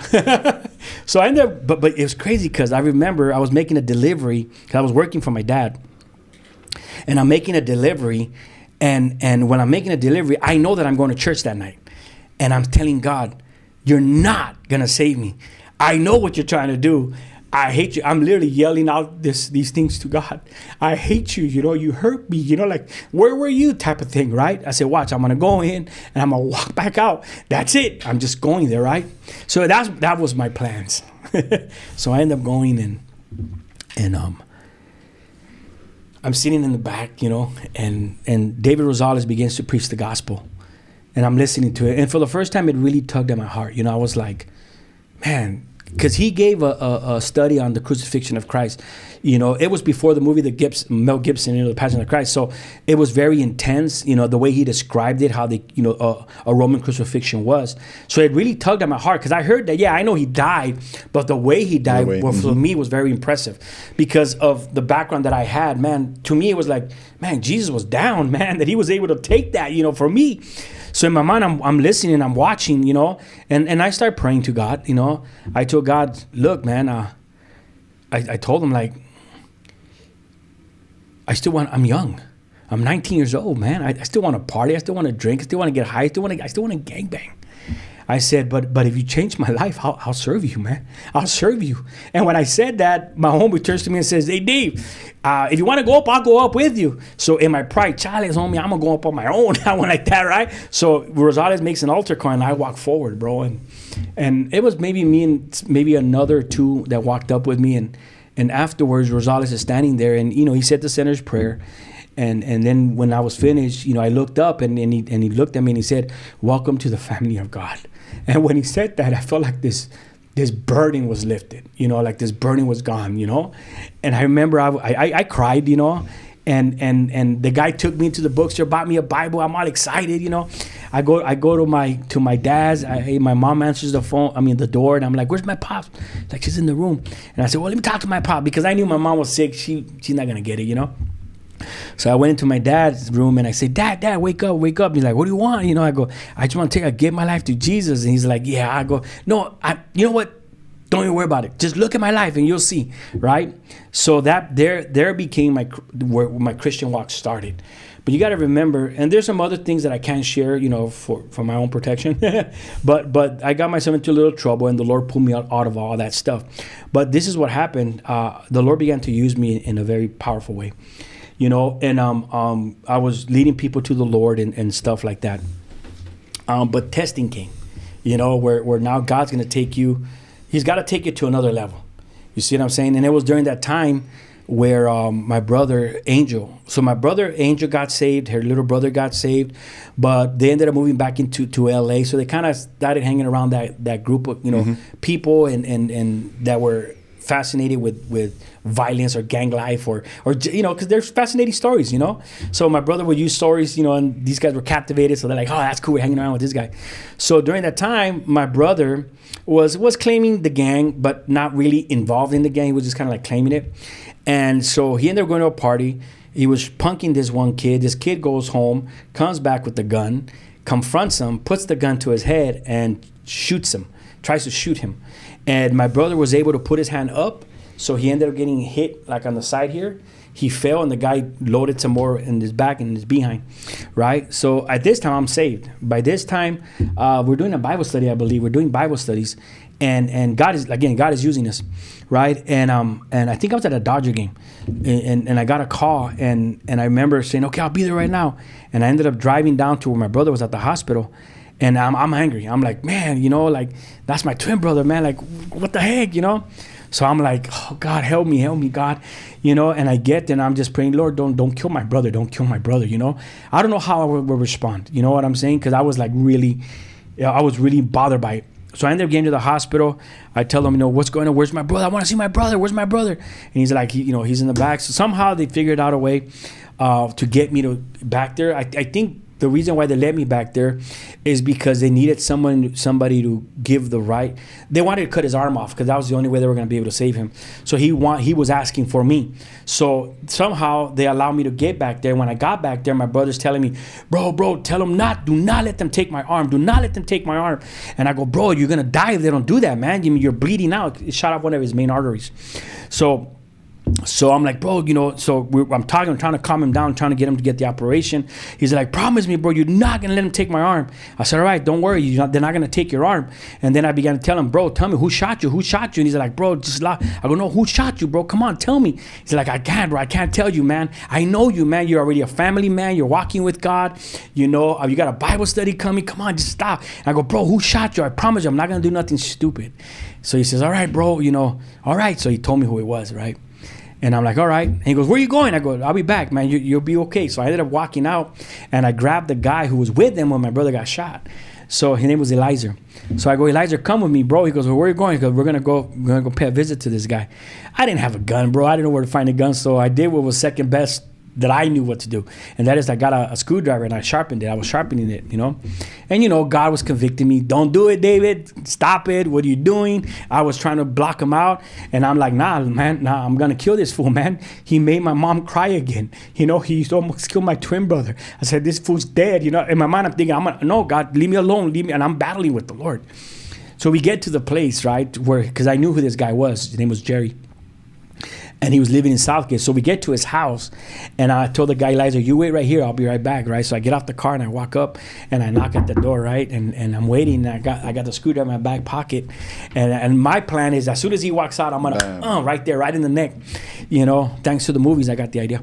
But anyways, but I'm thinking, I'm going to shank this guy up. I'm going to kill him, right? So I'm waiting, right? And I can see the door opening, and I'm ready to go, and it's the mom that walks out. And I say, oh, hi, is Jerry home? And she's like, well, who are you? And I'm like, well, I'm an evangelist. My name is David. I'm a Christian. I just want to kind of talk to him about the Lord, type of thing. No way you told her. Yeah, I told her that, bro. So she tells me, oh, okay, so she goes in, and God is telling me, stop. I'm like, no, just leave me alone. Leave me alone. And so she comes back up, and I'm getting ready to stab him, and it's her. And she tells me, oh, I'm sorry, mijo, but he told me to tell you that he's not here. Can you come back? And but again, my mind is there, but also with my brother, I want to know what's going on over there. So I pretty much responded by saying, you know what?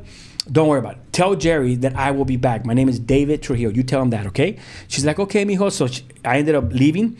I went back to the hospital. My brother survived, right?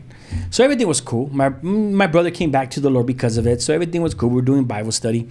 And I remember it was a Sunday, and I just gave a study on loving your enemies, right? So we're now with a few guys from the Bible study at Southgate Park playing basketball.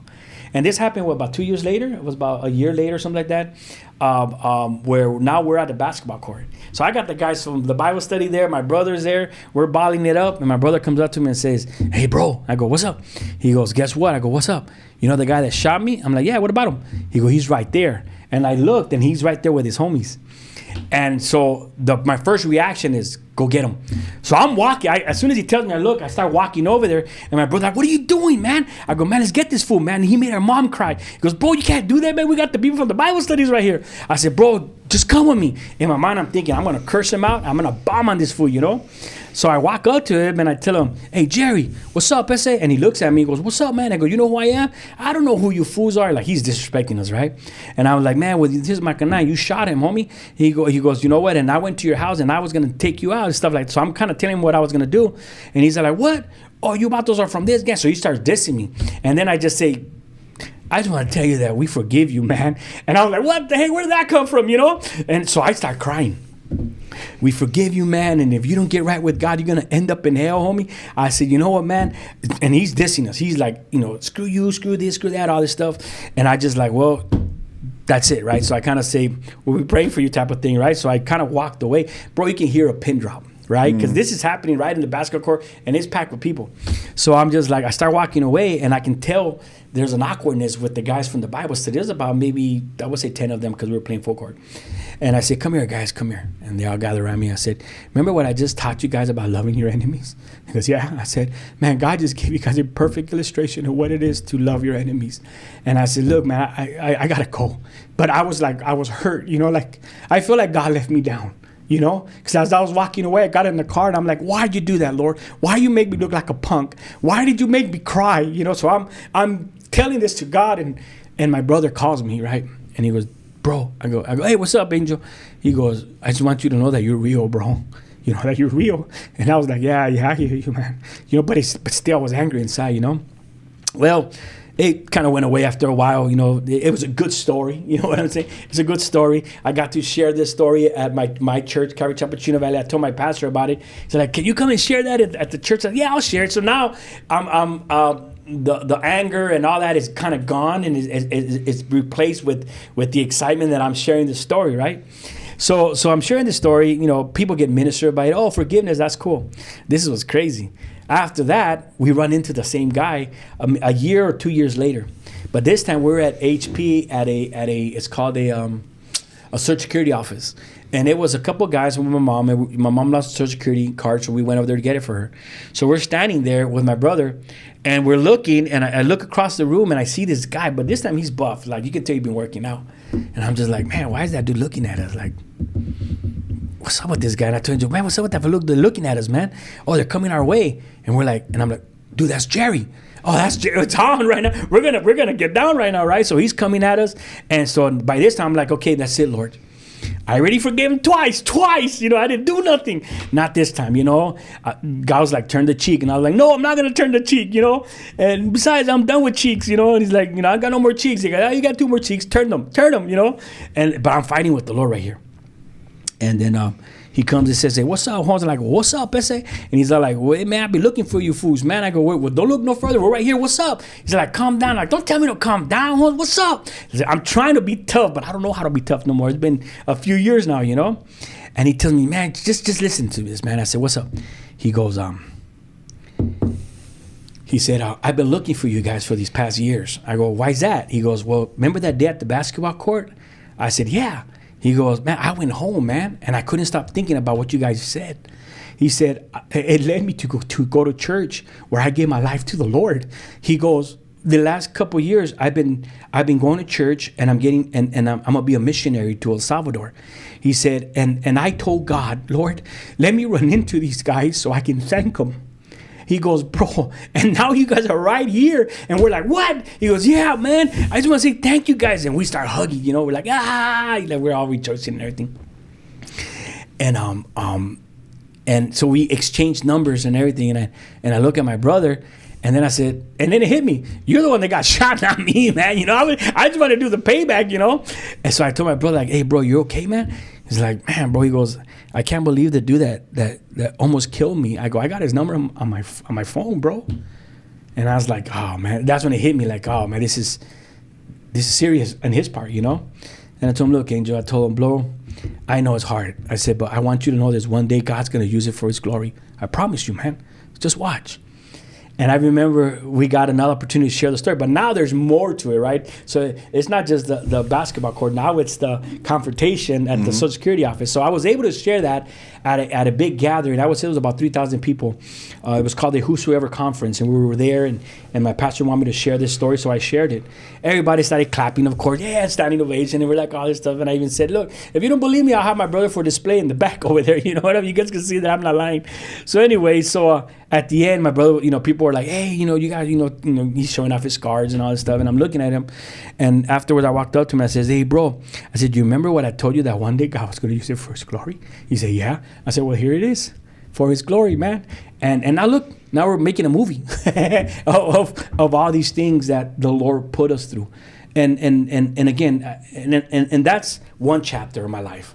Because after that, we still had to, I still had all the, my wife pretty much told me that I had PTSD. I don't know what none of that stuff is, man. I just, she's more educated than I am. But to make a long story short, there was infidelity on both sides. Before I got married, she cheated or was with someone, and as a way of payback, I wanted to pay her back. I keep it hidden. I kept it hidden for a long time until the Lord literally, told her in a dream, and that's how it came out. And it happened a few years ago, a lot of years ago. So anyways, but so I had that. Me and my wife we were kind of trying to go through all that. But God was using me, and I still had resentment towards her and anger that I didn't know. I was just hurt, because of her past, and because some of the things that she said during that time, it played in my mind over and over. I didn't love you and all this stuff. So for me, it was like, not only do I have that pain that was caused because of some decisions that she made, even though I wasn't with her. We had broken up around that time, right? So that I would think, well, if I do this can happen, and we're even, we move on. But no, it made it worse. In fact, my wife told me the other day that it was so bad that she would sing to me, and she doesn't have a good voice, but she would sing to me. She reminded me, I used to sing to you because you couldn't sleep, but I was in turmoil, and so out of fear of her hurting me again, I would not open up myself to her. But God was using me, and I believe that after Sonia got baptized by the Holy Spirit, I saw a big change in her, Prior to that, she was very prideful, very confrontational. We had multiple fights, we would fight like men. And so that was kind of relationship that we had. So when I saw a change, I didn't want to give in because I was afraid that she was going to use that and hurt me again. Right? So I was like, look, you do whatever you got to do. I'm fine, whatever. And I would teach from the pulpit, and this years now have passed by. Mm-hmm.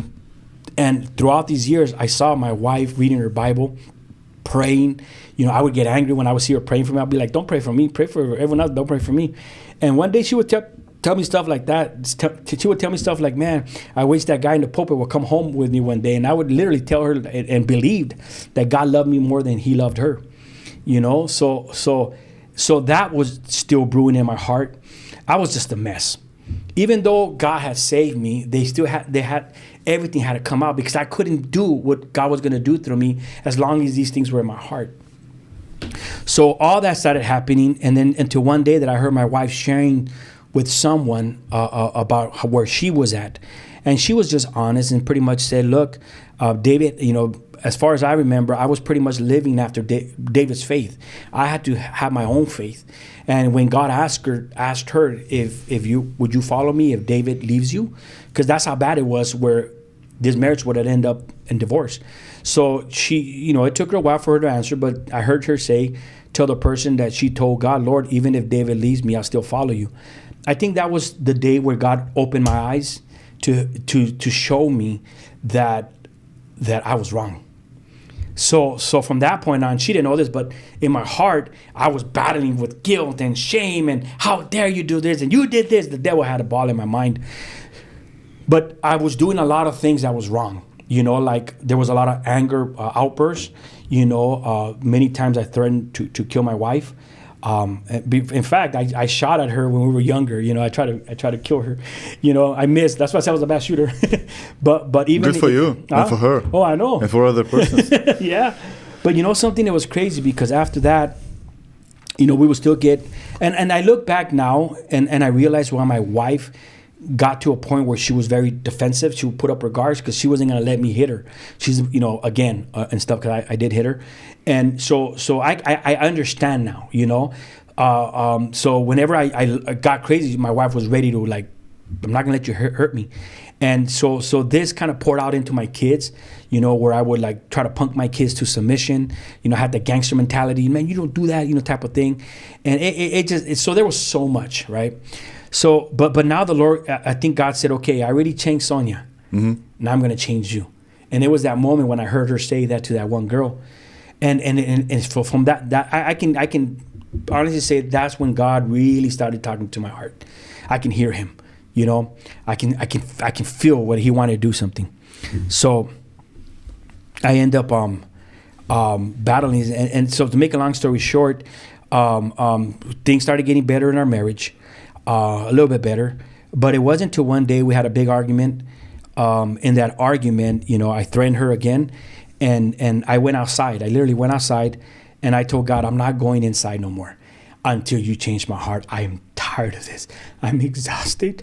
I'm tired. So I literally stayed outside my house all night. It was all night, and I was out there, and I'm telling God, why did you change my heart? What is it, Lord? What's going on? I hate this person of me, you know? And I prayed to exhaustion where I couldn't no more. And I remember it was 7 a.m, kids were going to school, and I finally broke through. And God pretty much said, you need to take responsibility for your own actions. That's all he had to tell me, because in my mind it clicked. Like, man, I blame my mom's sickness. I blame my dad's absence. I blame my gang. I blame society. I blame my brothers. I blamed her. I blamed everybody but myself. So I was like, oh, God, it's been me. It's always been me. So I started, like, I remember I got up and I was like, it was like an eye opener, right? And I went inside, and my wife, I think she was awake. And when I told her, man, I'm sorry, she told me, don't worry about it. God already told me, you know, it's going to be okay. So from that point on, I had a dream. In my dream, I remember, it was crazy. She'll tell you. It was a crazy dream, because I remember every person that I shot, that I stabbed, that I jumped, people that I hurt. I can see their faces. And I woke up crying, pretty much telling her, I hurt a lot of people, you know? And I was like, they were just kids. They were just kids. And she would tell me, you were a kid too, David, but God forgave you, David. Come on, you know? She was like trying to encourage me to get out of that. But it's like everything just came back. Because prior to that, I was thrilled to talk about what I did. Mm-hmm. You know, it was you know, there's stories that, man, it's captivating. I get it. So I love the attention. See what I'm saying? So, but for the first time, I understood that these were human beings. These were real people that were hurt. So I remember Sonia comforted me. So God put us through a little trial.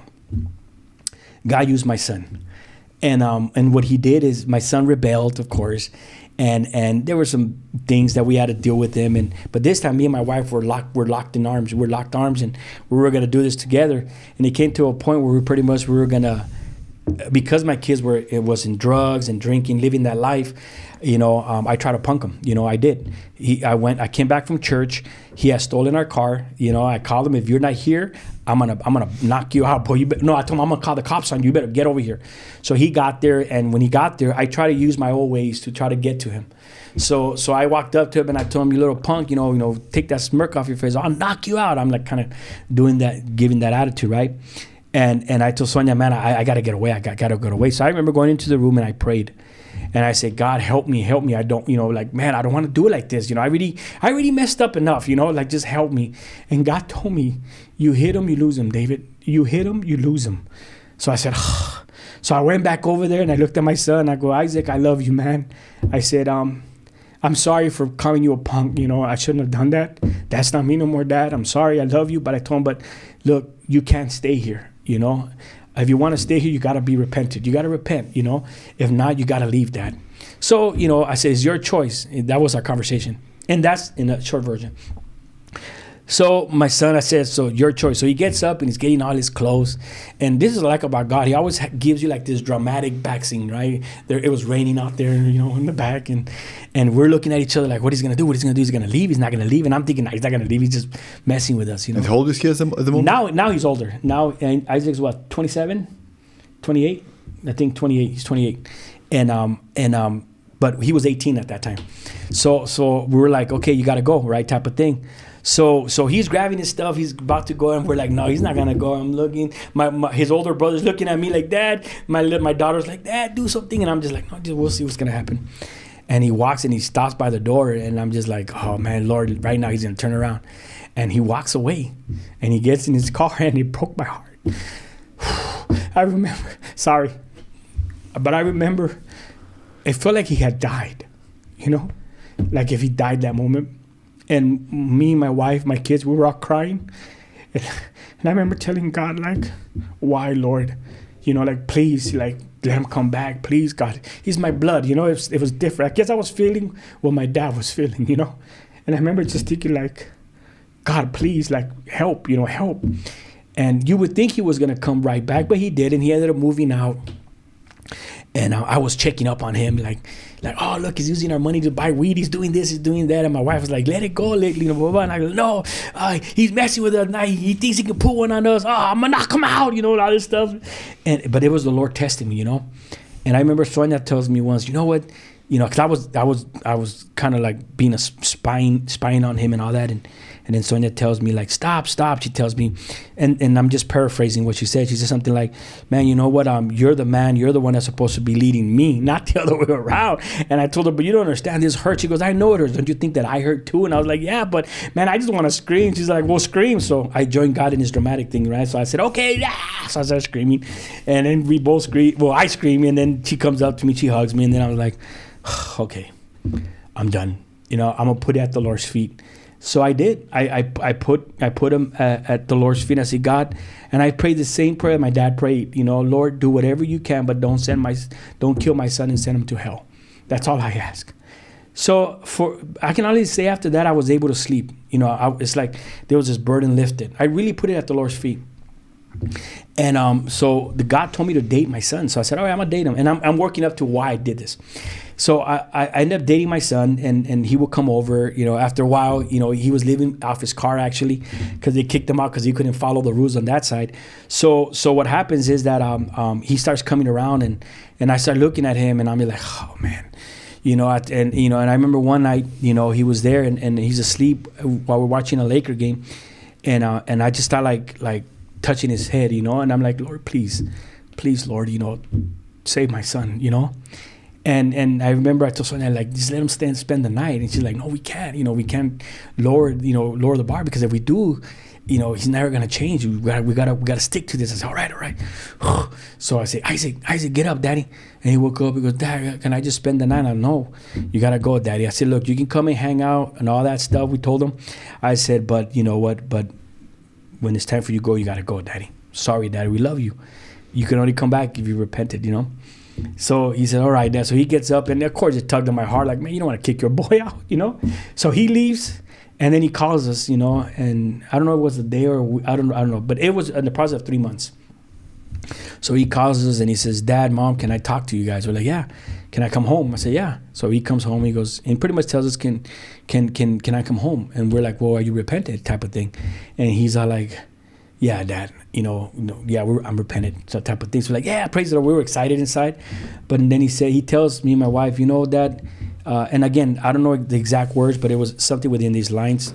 But he said something like this. He said, you know what, Dad? He said, Mom and Dad, he said, I came back. And we're like, no, why? He said, well, when I was doing good pretty much, he said, you guys love me.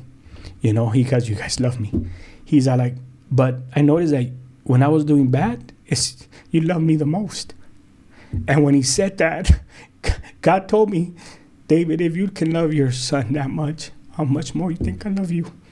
And that's when God delivered me. Because I told Isaac, Dad, you don't even know. Sorry. You don't even know what God did. I told him, God just used you to deliver me from my anger, from my shame and my guilt. I said, but that's my story. Well, this is about you right now. But I can honestly say, bro, that's the day where God took away the shame, the guilt, the rage. I mean, I'm not perfect, don't get me wrong, but what I'm saying is that I'm not that person before that. You know what I'm saying?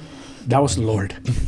So today I can honestly say that me and my wife are serving the Lord together, and it was crazy because let me just share the story. We got to speak at a conference, and this was the first time that my wife will share about our infidelity. And so I was saying, what are you going to do? What are you going to do? She's like, I don't know. So she had me on the hold, because I was like, okay, what are we going to talk about? I didn't want to tell her. You're going to tell them about what happened and nothing. So she went up and she began to share her testimony. And I'm listening to her, and she admitted to the church, not our church, but another church, about our infidelity. And she started crying, so I started crying, and I remember like just feeling like very low, but the Lord used it so powerfully, man. We were able to minister afterwards, but the ministry happened for us at the back of the room, because when we went back, I pretty much told Sonia, look, I'm sorry for everything I've done, man. I hurt you and all this stuff. And Sonia told me something. She said, you know what, David, you don't have to apologize no more. She's like, you know what, I was an extreme woman, and God had to put me through an extreme. And then she goes, it's okay, bro. It's been a new life, and it's God not giving up on us, and God keeping his word. And so we're recipients of God's grace and mercy, and also that God can take a life and restructure them, Mm-hmm. And now look, not making a movie. So that's funny. So David, you've been through a lot of things, right? Oh yeah. Let's get back in time. So you remember the moment that you told me that when you told your dad that you were molested and he didn't believe you? Mm-hmm. If he did believe you that time, Mm-hmm. would your life be changed? I don't know. I think at that time, I was already too deep into the gang. Does that make sense? Mm-hmm. There was reconciliation. There was a time where I was sharing my testimony. My dad was sitting there, and I realized, oh man, I'm dragging his name like crazy, And so there was a time where me and my brother finally went up to him and talked to him and said, Dad, we told him, why didn't you believe us? Sorry. And he said, he said, you know what, mijo? He goes, I'm sorry. He goes, your brother Johnny was a liar, my older brother. So when he came and told us, so we went to Johnny and said, hey, tell my dad. And so when Johnny did tell him, my dad didn't believe him. So he went back to that and said, your brother Johnny was a liar. And so when he told me, I didn't believe him. And he said, I'm sorry. I wish I could have believed him. And so we saw him cry and break. So we hugged him, and we told him, you know what, Dad, it's okay. It's the past, we move on, Dad, and I asked him, Dad, are you happy now? And he goes, yeah, it's good. You got your sons back, man. So. Do you think the violence can be reduced big time if there wasn't any fatherlessness in this country? No, because I think most of the violence was due to the influence that I was receiving from my homeboys, my surroundings, and also the music, and also the movies. I mean, you're listening to Snoop Doggy Dogg and NWA and all these guys talking about, I'll put a bullet in you and I'll do all that. That all stays here. So when you're confronted, you're thinking music. You're thinking what you saw, what you heard. You're responding that way. It's not until you're living out the consequence that you realize, oh man, I messed up. You know what I'm saying? But I think that the violence was based on what I can say, was more because of the influence around me, and trying to be someone and not taint who I was trying to be. But if your dad took you to the game every other day he would play ball with you outside. Would that have changed? Yes. Probably. That's a good question, because, see, to this day, my dad is kind of, we were just talking about that. We were driving over here. how my dad is still awkward with us. Like I try to hug him and he gets all stiff, like and cause I've talked with my dad multiple times, and my dad had a very abusive relationship with his father. His dad beat him a lot and humiliated him.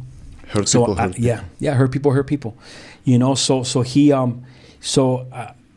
It was never within him, like I said, to hear him say he loves me in a moment that I'm fighting him, you know what I'm saying? So he basically didn't know what love is because he had never experienced that from his own dad. Yeah, exactly. His father was an alcoholic. And maybe his father was an abuser as well. Yeah. So, he beat him all the time. Since he was the boy in the family, him and my other uncle, who passed away when he was 18. But he pretty much got the whole you always punish the guy. So it all comes down to the original sin, right? So original sin was Eve taking this apple. But then we see in the Bible that Cain killed Abel, right? I still don't understand why. Do you have an explanation why? I have no idea. It's so crazy. Yeah. The Bible doesn't tell us why. Does it? Why God did not like what Cain bring it to him?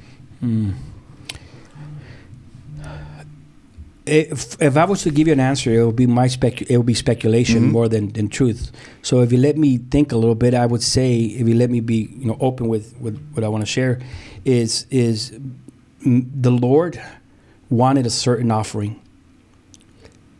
Abel brought it. Cain didn't. Cain did his own thing. He brought the vegetables and the fruit and all that and offered it. And so God rejected his sacrifice because it wasn't as the Lord wanted, what the Lord wanted. So you want to tell me Cain knew, but he had to. That's why he didn't obey. So he did his own thing. I mean, if I interpret the scriptures right, right. So then out of envy, he killed Abel, because his sacrifice was received, not Cain's. And that was the original violence. The original violence, the first death, first murder, was done because of envy or jealousy. Because every time I watch a TV show, for instance, on the Maniac, right? It turns out his father, her mother was doing this, and that, right? So every time you just can go backwards and see that there was an abusive father, alcoholic. He abused him, he molested him, his uncle, his aunt, and every time. So I was always wondering whether we can go to the first maniac, to the first killer, to the first assassination. But if we read the Bible, we see that the Cain killed Abel. That was the first murder that we witnessed. What I see is a sin passed down from generation to generation, and I think that Christ is the one that breaks that. Could I call it a curse? Because let me give an example. I was a gangbanger. Christ saved me out of that gang life. Because of that, my kids are not gangbangers. See what I'm saying? But I can assure you, if I was still a gangster, my kids would probably follow after my footsteps. See what I'm saying? So I believe the Lord is responsible for changing a life and bringing an end to should I call it a generation of sin, that was being passed down like my dad. My dad's father was an alcoholic. My grandfather was an alcoholic. My dad was an alcoholic before he gave his life to the Lord. He was a drinker and a smoker. And because of God, we're not alcoholics. I'm not an alcoholic. Never was. You know what I mean? Because I didn't see that in my house. My dad would drink outside of the house and smoke outside of the house. But when he came to the Lord, so I only got to see that part of my dad, and where I was able to understand what he was doing for a little short time, because right after that he got saved. So I was still a kid, I'm 7 years old. My dad's already going to church, So I think that because of my dad's faith, that sin was in practice in the home. So I never really had an urge for beer, to drink. It wasn't in me. Yeah, but just like you told me, you were watching the movies and you listened to the songs, so maybe they could influence you to, definitely. get a drink. Because remember, those movies came out in the 90s. You know what I mean? Like I would say from like 87, 88, I think is when these movies started getting more exposure in the gang life, like Menace to Society and all that stuff. You know, like I remember watching it for the first time. I was hype.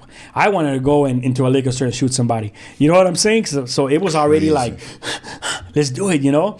And to see how the respect that he had from his little homies and all that stuff, you wanted that. You know, you wanted to be the next gangster that, you know, that goes down in glory, if I would say, in the blaze of glory, you know?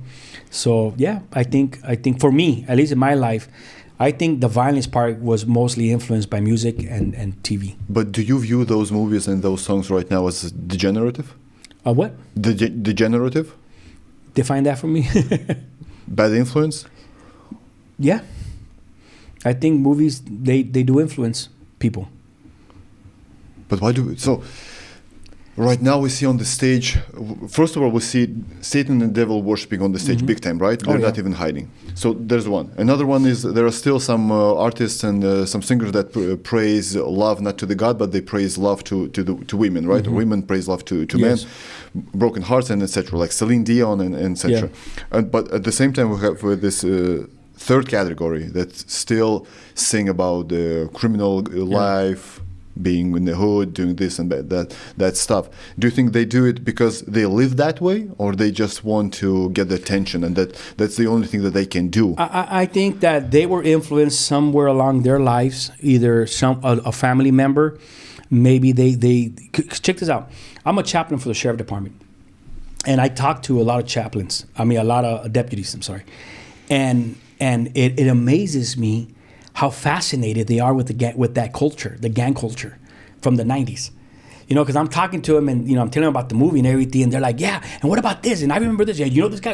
And I'm just looking like, why are they so fascinated? You know? And so I ask them, like, hey, bro, so where did you grow up? Well, I grew up over here in this area. And I'm thinking, oh, that's a gang area. That's gang life right there. You know, that's South Central LA. So a lot of it is because they were somehow influenced, you know, either because remember I told you I had an uncle who was a gangster and he was an OG. So seeing the respect that he had, seeing how prosperous he was, I wanted that. You see what I'm saying? And that's all candy to the flesh. You know what I'm saying? It's all candy to the flesh. That power to want power. You know, that's what the flesh longs for. So when someone comes and present it to you in a way that is appealing, you're gonna take a bite, man, and you're gonna want to try to do the best of it. You know, get the best out of it. You know, so that's what I think today. Everything that you see from the entertainment world, because it's crazy, because you see devil worship. That's something you would not see back then. Like 10 years ago, even. Yeah. Something. And now new. it's like, or LGBT. You know, it's like, what's going on? Now everybody, no shame, no embarrassment. Everybody, it's part of it, and you're like, why? It's influence. They're being influenced by Hollywood. You know what I'm saying? And so when they see rappers, you know, I forgot that rapper that has, you know, blood in his shoe, you know. I don't know if you remember that guy? Yeah, Lil Nas. Yeah, you have these guys praising Satan, and people are curious, and they start tampering with it. Next time I knew, literally they realized that's just the hook from the enemy to grab them and pull them right in and destroy them. Yeah, but what to do with them? You can't ban them, right? Because you have freedom of speech. But what to do? How to act? Nothing. You pray and you preach the gospel. That's the power, you know. To get the balance? No, you preach the gospel to set them free. You know, because for me, like when I came to the Lord, as I told you, I didn't come to get saved. I went because I was jealous. See what I'm saying? But this guy had the guts to even tell me to go to church after I threatened him not to come back. That's what we need in the Christian world. We need people to be down for Christ. People that are not ashamed. People that understand the power of the cross. That, man, the gospel delivers people, you know, from self and also from the grip of Satan, from eternity. You see, so I believe what's going to change is God. Only the cross can change people. Because, you know the saying, you take a pig and you take him out of the mud and you shower him, put a bowl, he's going to go right back into the mud, because that's his nature, to go right back to that mud. You see what I'm saying? And same with mankind. So it means if when you were 10 years old, Dad would pick you up and move to another city, you would still end up in jail? Probably in gang? Probably not. But you are who you hang around with. You know what I'm saying? So, and there's bad influence everywhere. You know, I probably wouldn't have been a gangbanger, but probably I would have been a thief. You know what I'm saying? Maybe I would have been a druggie. I don't know. It's your surroundings. It's where you're at. You know. Okay, so he takes you out from East LA, and your family moves to, let's take, for instance, Calabasas, right? Mm-hmm. Do you think there would be, you would still find that influence, and you would still end up being a thief or a criminal? You know what? The reality is we live in a fallen world, and we're surrounded by a lot of people that are servants of the enemy. You know, within them not knowing, because the Bible says you're either a slave to God or a slave to righteousness or a slave to the devil, right? Mm-hmm. So, look, I remember when I was a kid and I wasn't a gangbanger. I was a fighter though, you know, and I was an influencer. I share this story all the time. My cousin was my little cousin back then when I was in elementary was getting bullied. And something inside of me was like, oh, I'm not gonna let my cousin get bullied, man. That's family. And I walked up to the sixth grader, and he had glasses, and I told him, hey, you're messing with my cousin. He says, I don't care, you little punk. You know, and he tried to disrespect me. I jumped up and I socked him, broke his glasses. He started crying. Oh man, I became a superstar. And you know, something was crazy, that all these kids wanted to fight. So it's embarrassing now, but I would literally go to the soccer, to the diamond, you know, where they would play kickball, mm-hmm. and I would have karate classes. I know what I was doing. I was just like, oh, and they were all like, oh. So they were being influenced by someone who was, what I say, bolder, mm-hmm. crazier, and was willing to stand up. You know what I'm saying? They just attached. And next time I knew, in elementary, we had gangs, not like real gangs, but literally the guy that I hit was on one side, I was on this side, and we would pass and we would look at each other like, what, you know? So I think influence plays a big role in a person's character. But it's also with our nature, right? Kids are not being born good. No, they're born in sin. You know, they're born in sin, and I think. Look, for us, it's hard to acknowledge, right? If you're a young mom, like, yeah. my son is perfect, right? No, mm-hmm. he's good. No, he's not. If you influence him, mm-hmm. then he can become a good man. Yeah, but here's the thing. Remember I told you about my aunts, how they were kind of like looking down on gangsters? Mm-hmm. My aunts, they're very successful ladies, make good money. They took their kids and they gave them the best. They gave them everything, schooling. They gave everything they wanted. They had money. My dad didn't, because remember I told you the church took everything from us. We envied them. You know, when we would go over there, we're like, let's steal something from them. You know what I mean? Type of thing. And they still ended up bad. You know, they ended up getting into rock, and they were drugged. They were musicians. And it's crazy because now my aunt comes to me and says, please help my sons. Wow. You see what I'm saying? So it reversed.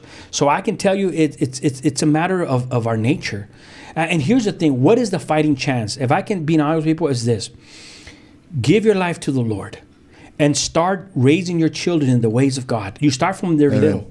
And then because that's one thing I will tell you about me and my wife, that even though we struggle and we went through ups and downs, you know, my kids got the word. You know, we took them to church. When they didn't want to go, we took them, you know, like, no, you know, we're the parents. You go to church. And they grew up in the Christian world. And I believe that all that sacrifice, all that reading devotions and praying with them and having these conversations about God and the world, and you know what? It gave them a better fighting chance when they became adults and now they had to make a decision. See what I'm saying? Because I remember my son Jonathan, my oldest son, when he came up to me and he says, Dad, can I be honest with you? I said, yeah, what's going on? Dad, he goes, I'm doubting God.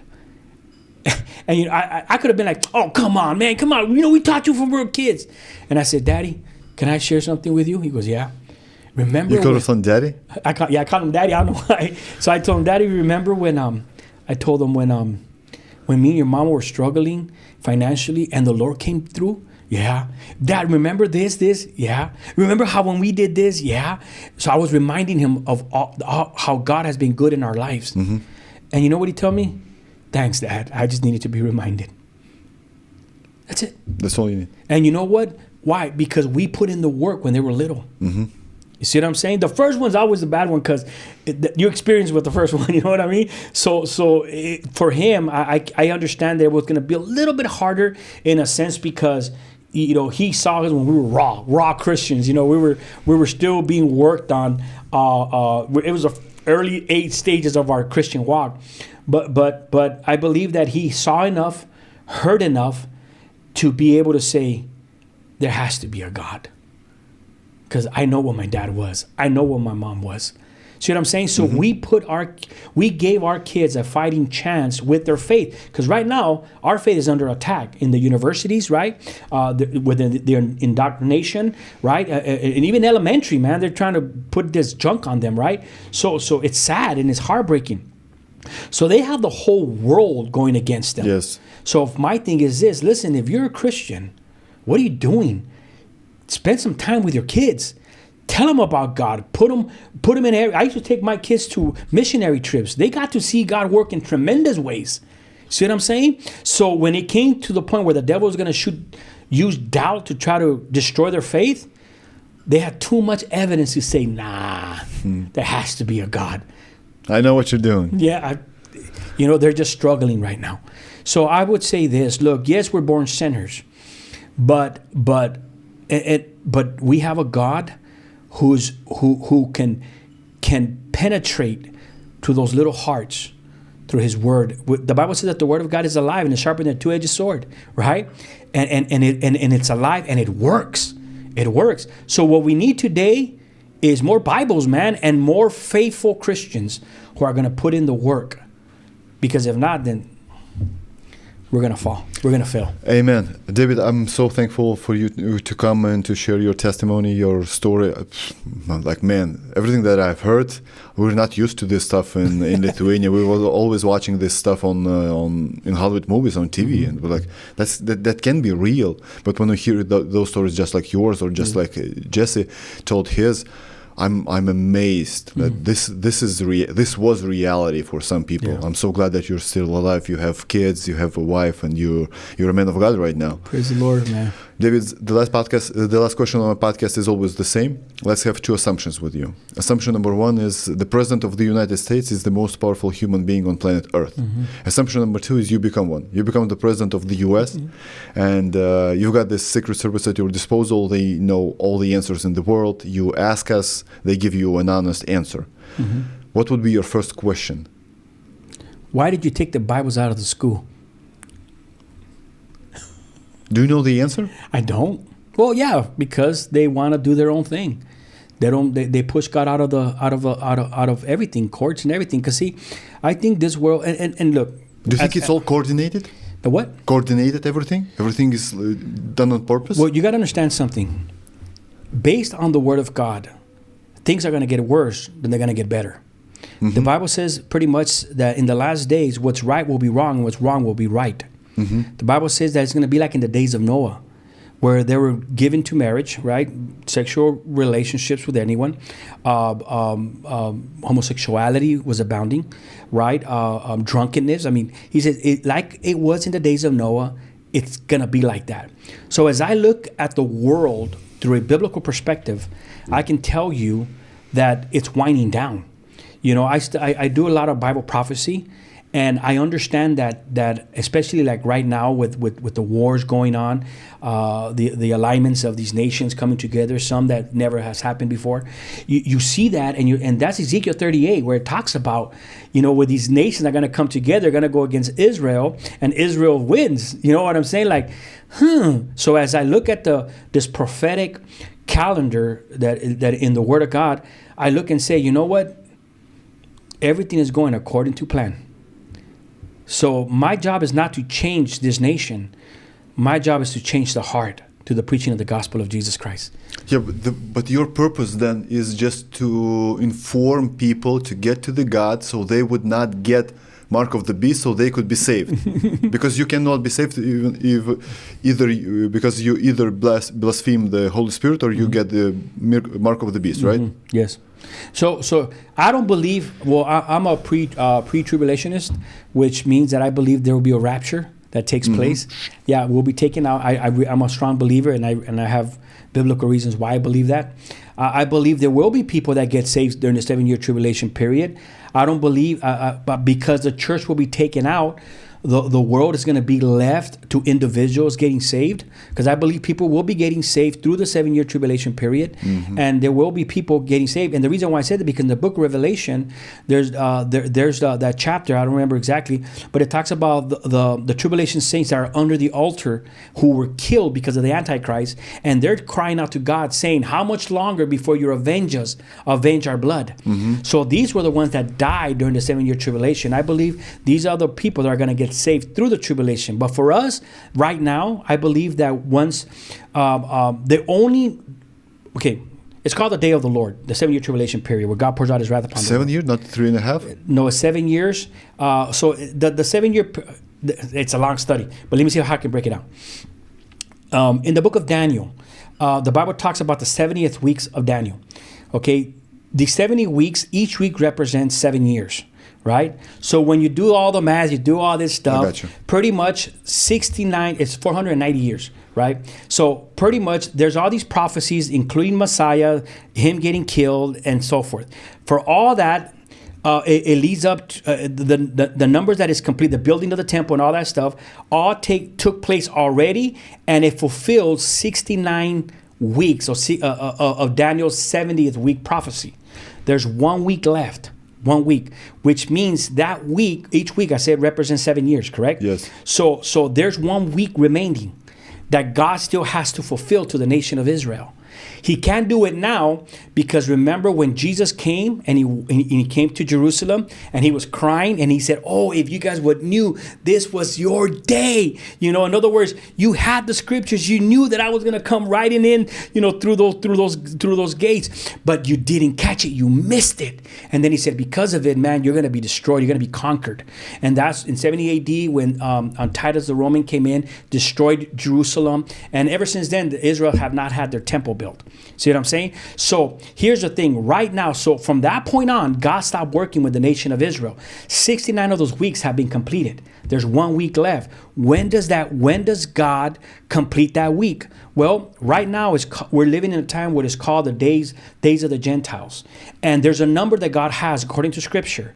Once that number is fulfilled for the Gentiles, God removes his church. Boom. Okay, let's just say you get saved. I'll give you an example. Let's just say you are the last one that's going to fulfill that number that God has, right?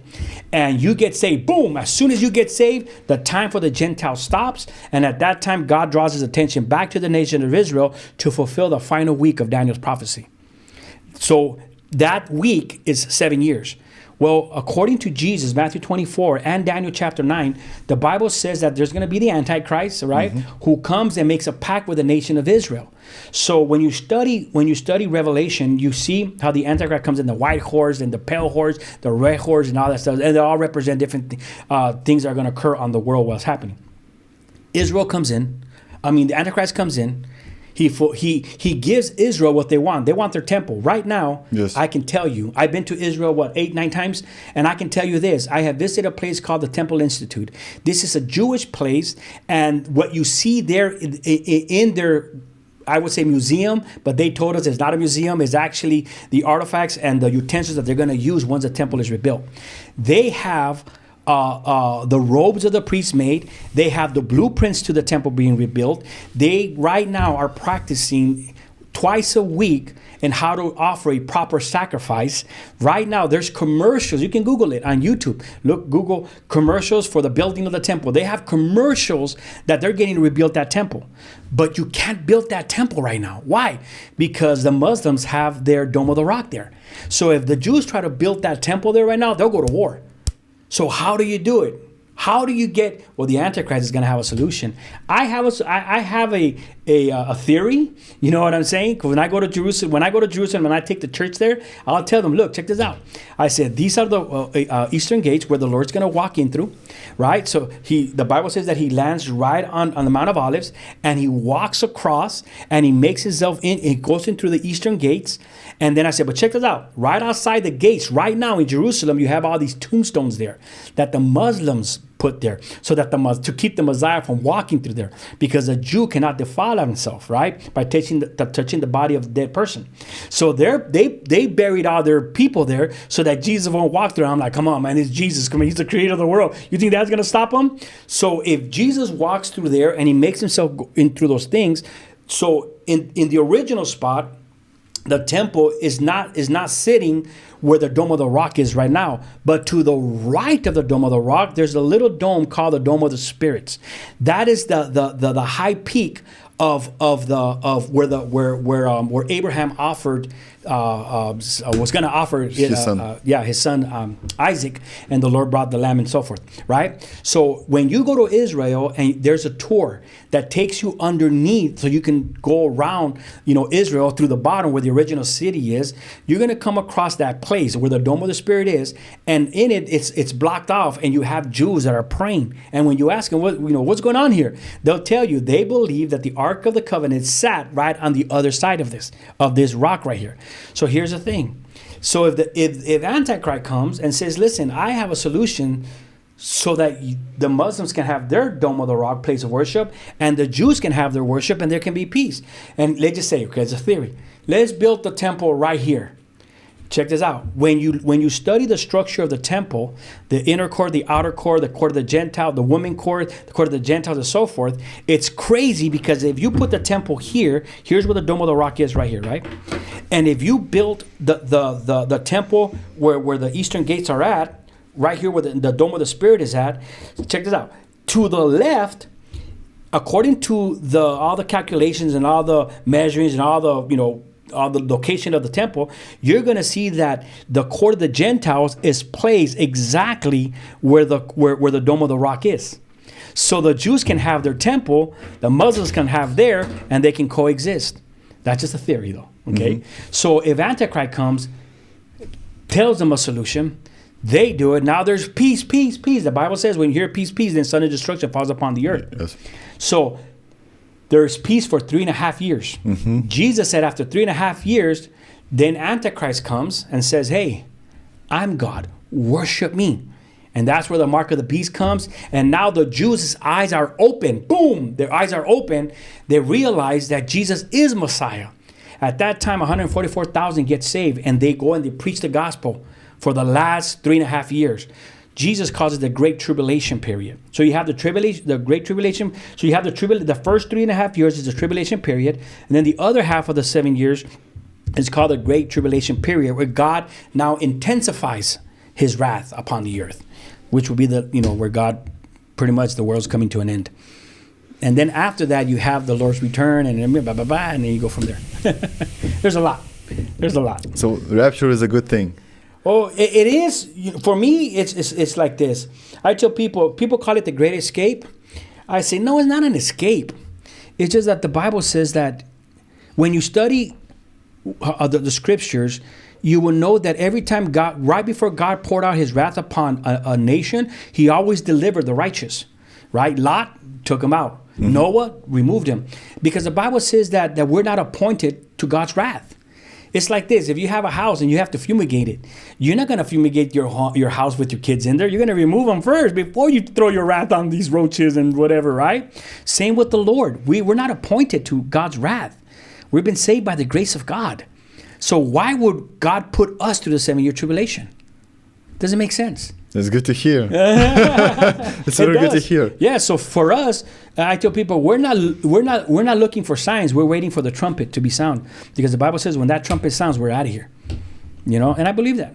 People say, "Oh, you really believe that?" Well, yeah. I mean, if you can believe that God said, "Let there be light," there was light. Mm. Why can't you believe that God would just take us out? So we're gonna watch the Revelations movie from above. You know what? I hope so. That would be an amazing movie. You know what? There was a time where I would tell. I used to say this, Lord, leave me behind. I really want to see who the Antichrist is. I want to get to experience, because I think I'll be more fascinated. Like, oh, this is cool. Right now, the moon's going to turn red. Look. And then after that, I said, nah, just take me. Let me see it from up there, Lord, of anything, But we don't know, man. But I will tell you this. I believe in the rapture of the church, and I believe that it can happen at any moment because everything is already in its place. See what I'm saying? There's nothing in the prophetic calendar. There's nothing left but the rapture of the church. Once that happens, that now the final week of Daniel's 70th week will be completed. But isn't it that most of the Jews have to come back to Israel? Oh, they're already back. That prophecy was fulfilled in what, 1945? 1945 when Israel became a nation. Oh, you mean that's the event, 1947. Yeah, what is it, 47? 47. Yeah, okay, that's when Israel became a nation. They came back. You know what I'm saying? And right now, I mean, think about it. Even this war that's going on with Gaza, how many of the Jews have left America just to go back and fight in that war? See what I'm saying? They're going back. And you know what's crazy? And why is it that this little speck of land brings so much attention around the world? And why is it that it's constantly in the news? And I believe because God is trying to get all the attention of the world and put it back to where all it's going to happen. When's your movie coming out? We don't know yet, man. Right now, they're working on the trailer. They're hoping in a couple months it should be done. In a few months, maybe 5-6 months. You know, so it's still in the making. How is it called? I can't say, but I will say this. It's not my story, it's his story. I got you. David, thank you for coming. Thank you for sharing your testimony. Thank you for everything that you do. Thank you for everything that you do with the gangs, with the gang members, with the youth especially, because I believe our future depends on youth, Amen. Obviously. Amen. If we convert them, if they become godly men, then we're safe, we're good. Yes. But if we leave them, if we're just abandon them, it's not a good future for us. And the other side works 24/7, right? We see the evilness that is going on right now in the world, in the entertainment industry, in just politics, just like everywhere. Where you just take your smartphone and like, what is going on? That's crazy. Yeah, you know, and it's crazy because people don't understand. Even Christians need to be careful because they think that Satan's outside the church. No, he's entered the church, and because what you see, what's going on in the church today, is demonic. You know, when you have pastors coming out and saying that they're transgender, you're like, well, what is this? You know, it's crazy. And like I told you, it's going to get worse. But here's the thing. The darker it gets, the brighter we shine. So it takes faithful Christians, people who love the Lord and love their people, to do something about it. And what better else, you know, what did God call us to do? To go out and to preach the gospel to every creature. You know, we're not going to change the world, bro. We're not. You know, things are going to happen just like God said, but we still have to impact it somehow. We can navigate. Yeah, navigate through it. Towards the book. Yeah, towards the end, you know. And see, what I want to hear God say is through Christ, well done, my good and faithful servant. Right? That's it. They're going to talk about, you know, well done in the position that you had as a governor, leader, or whatever. He's going to say, well done, my good and faithful servant. And that's what I want to hear. Well done. My favorite verse is Joshua 1:9. Haven't I commanded you to be... That's right. God bless. God bless you, my brother. God bless you, your wife, your kids, everyone that you love and who loves you. I appreciate it. God bless you. Thank you for this time.